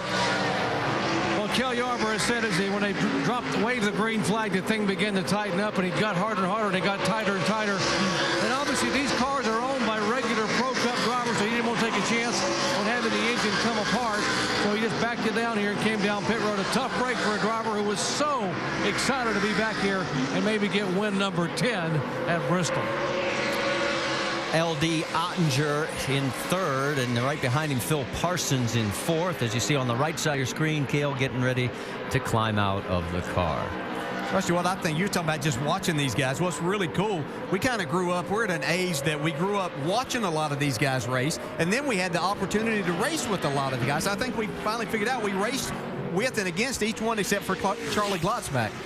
And we've got a caution flag flying as we have debris on the racetrack. And I got to tell you, 2 laps ago, Rick Wilson ran 120 miles an hour in that 75 car. The 2-time winner in the Nationwide Series, including 1 win at Bristol, another at Dover, is out in front once again. Here's the pass that put him into the lead as he went underneath Harry Gant. Stay with us. We still got a lot more fun from here at Bristol Motor Speedway. The legends have returned to Bristol Motor Speedway. The Saturday night showdown at Bristol. And the leaderboard, Rick Wilson, our leader, Harry Gant, LD Ottinger, Phil Parsons, and Jack Ingram, the top 5. and Kel Yarborough having to climb out of the car. Kel, I haven't seen you smile that much in a long time. Well, I was having a good time. These boys had a new car here, and they had some engine problems back in the week when they were testing it, but we had more engine problems today. Never did run right, but I was having a good time. Kel Yarborough, a 9-time winner out of it as we go back to green. Guys? And it's Rick Wilson in the 75 on point with Phil Parsons right behind him, and Parsons going to get around the 33 of Harry Gant, take over second spot on the restart. And the boys just did their first double file restart, I think, in history, too. Sure did. Only took someone age 75 to get to experience that moment. Yeah, it shows Rick Wilson was paying attention in our nationwide race. He chose that outside to restart in. We saw him during the race standing up outside the racetrack. David Pearson and Rick Wilson and all the drivers really watching this race. The nationwide race had just finished. They learned a lot from that. That's David Pearson in the 17, and he gets into the position now, moves ahead of Dave Marcus, and move him into the 8th spot. And something wrong now with Harry Gant's car. Looks like Harry's having some problems. Look like you can hear it cutting out right there. Boy, a tough break for Harry. He was the quickest in the abbreviated practice session that the guys had. And you can see he has now been passed by the 6 car of Tommy Houston, so that would put him back in about 11th position. You saw him reach up and try to switch the ignition switches to get the thing fired back up, so he's definitely got an ignition problem with that 33 car. He can still mess with it and try to get it going before it gets lapped here by Rick Wilson, who's running him down hard right now. Wilson at age 57 in front of the youngest in the field, the 52-year-old Phil Parsons. A little bit further back, as you can see, that's Charlie Glotzbach in the number 3. And Charlie, the only guy in this field that neither one of you had ever raced against. Yeah. I never have. Have you? No, sure didn't. No, he was a little bit before our time, I guess, but great competitor. I remember watching him race. There's his second place runs at Daytona back in 69 and 72. We can tell you that Harry Gant has made it back to pit road. So it looks like his day is unfortunately over as we are working on the 24th of 35 laps, and the Silver Fox continues to work his way towards the front. He is now running in 7th position ahead of Dave Marcus, and Charlie Glotzbach is slowing on the racetrack, so that will give him another position. Charlie was running 4th. I don't know what's going on, but it looks like some of these guys just keep having engine problems with these cars. They're running awful fast. I mean, if you're a racer, you pay attention to lap times, really not miles per hour. These guys are down in a 15-second bracket. That's faster than nationwide cars just finished. Let's go back and take another look. Keep an eye on the 3. Whoa. Oh, there's our problem. There we go. First contact with the safer barrier. And there's the stripe on the right side to attest to it. Charlie can say I hit the wall. It wasn't hard as it used to be a long time ago. I noticed that. I have a feeling he isn't going to say that. Whoa, piece of debris out on the track, and that'll give us another caution. And remember, the caution laps do not count, so we'll have 10 laps to go when we go back to green flag racing. So it is still Rick Wilson in front of Phil Parsons, L.D. Ottinger in 3rd, now Jack Ingram 4th, and Larry Pearson rounding out your top 5 as the day is over for Charlie Glotzbach and Harry Gant. Stay with us.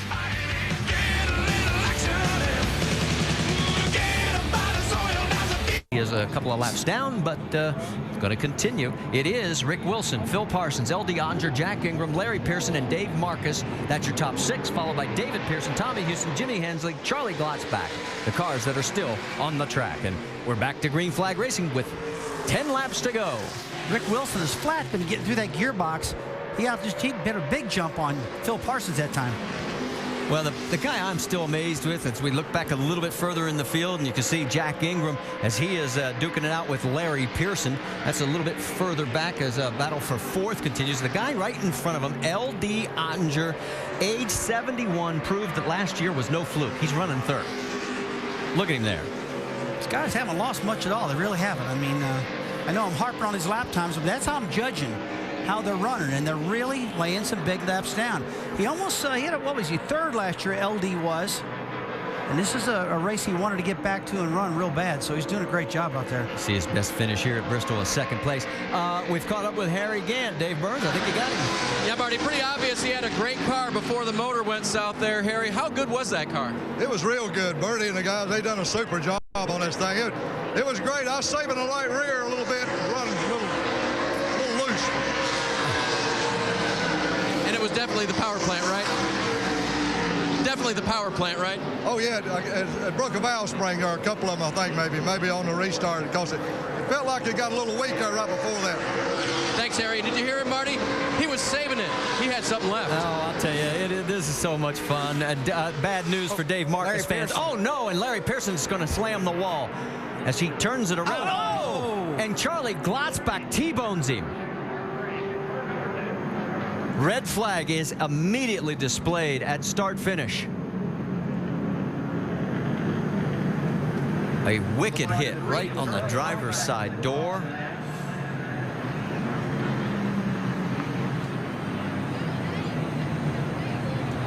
We will wait and hope for the best here, because that is the worst possible spot to get hit in one of these cars.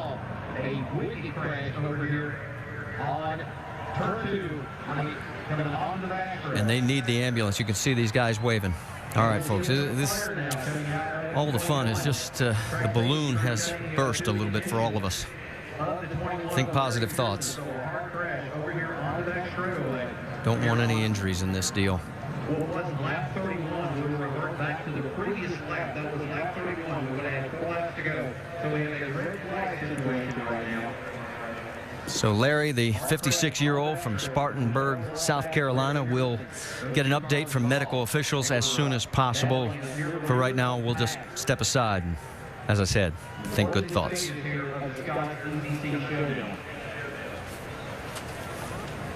Involving Charlie Glotzbach and Larry Pearson. Medical workers are still working on the 21 car that Larry was driving, and we have no word yet from officials as far as his condition, so we will not speculate. What we will do is take one more break and come back here to Bristol.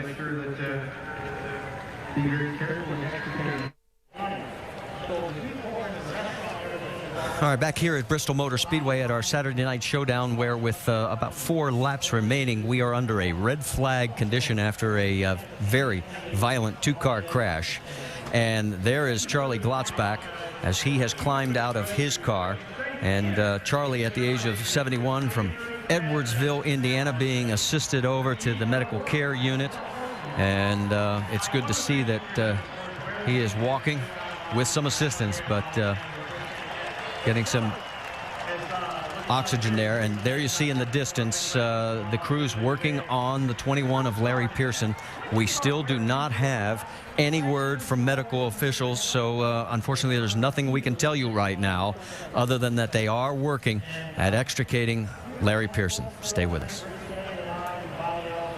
Tell you in our Saturday night showdown that Charlie Glotzbach did walk with some assistance, but he is on his way to the infield care center to be checked out.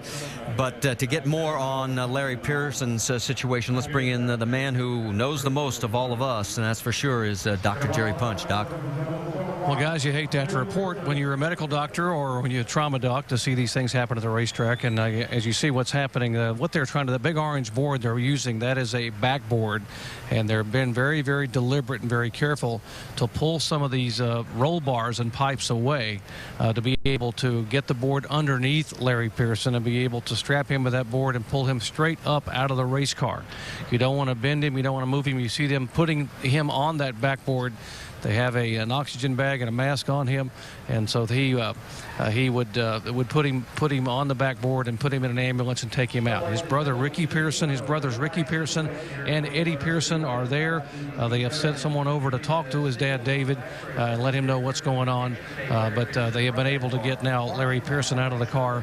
We'll put him in an ambulance and take him to a nearby medical center, probably in Johnson City. So they are being very deliberate, which is what they should be.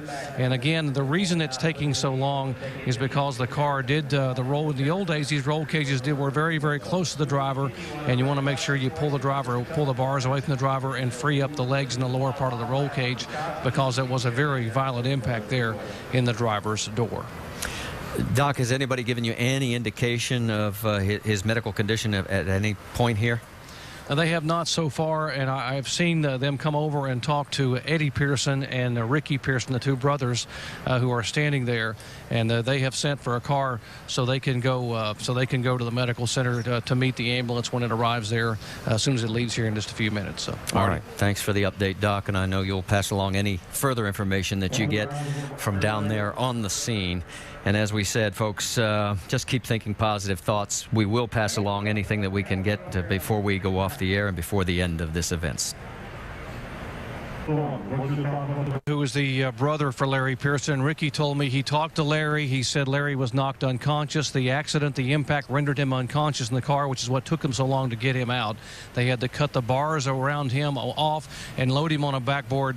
But Ricky said that Larry did speak with him. He was moving both arms. He was able to communicate with both his brothers and talk to them. And in Ricky's term, he was awake and alert. They're going to take him to the hospital for some x-rays. And so they are all breathing a major sigh of relief over here, at least in the Pearson family. Well, so are we all, Doc. Thanks for that news. It's probably the best news that we could have gotten, considering the situation, the way that car was hit right on that driver's side door, and you can see how far it caved in. So, wow, just that makes the day a lot better. That was a very, very hard hit. There's no doubt about that. I mean, that car really caved in good. It was great to see Larry hear from his brother that he's talking, because I got to tell you, if I was in that crowd, I'd for sure been knocked out. No doubt about that one. That was a hardest. I think that's probably the hardest hit I've seen in years. Yeah, and we talk about these kind of things can happen here, and Ricky and Larry Pearson are two guys that I grew up with around the racetrack as kids. We were playing as our dads were racing. So we just wish all the Pearson family and certainly Larry the best here. We're going to step aside one more time. They are going to restart the race here at Bristol, so stay with us. We're probably going to go over our allotted time, but we'll get the last 5 in.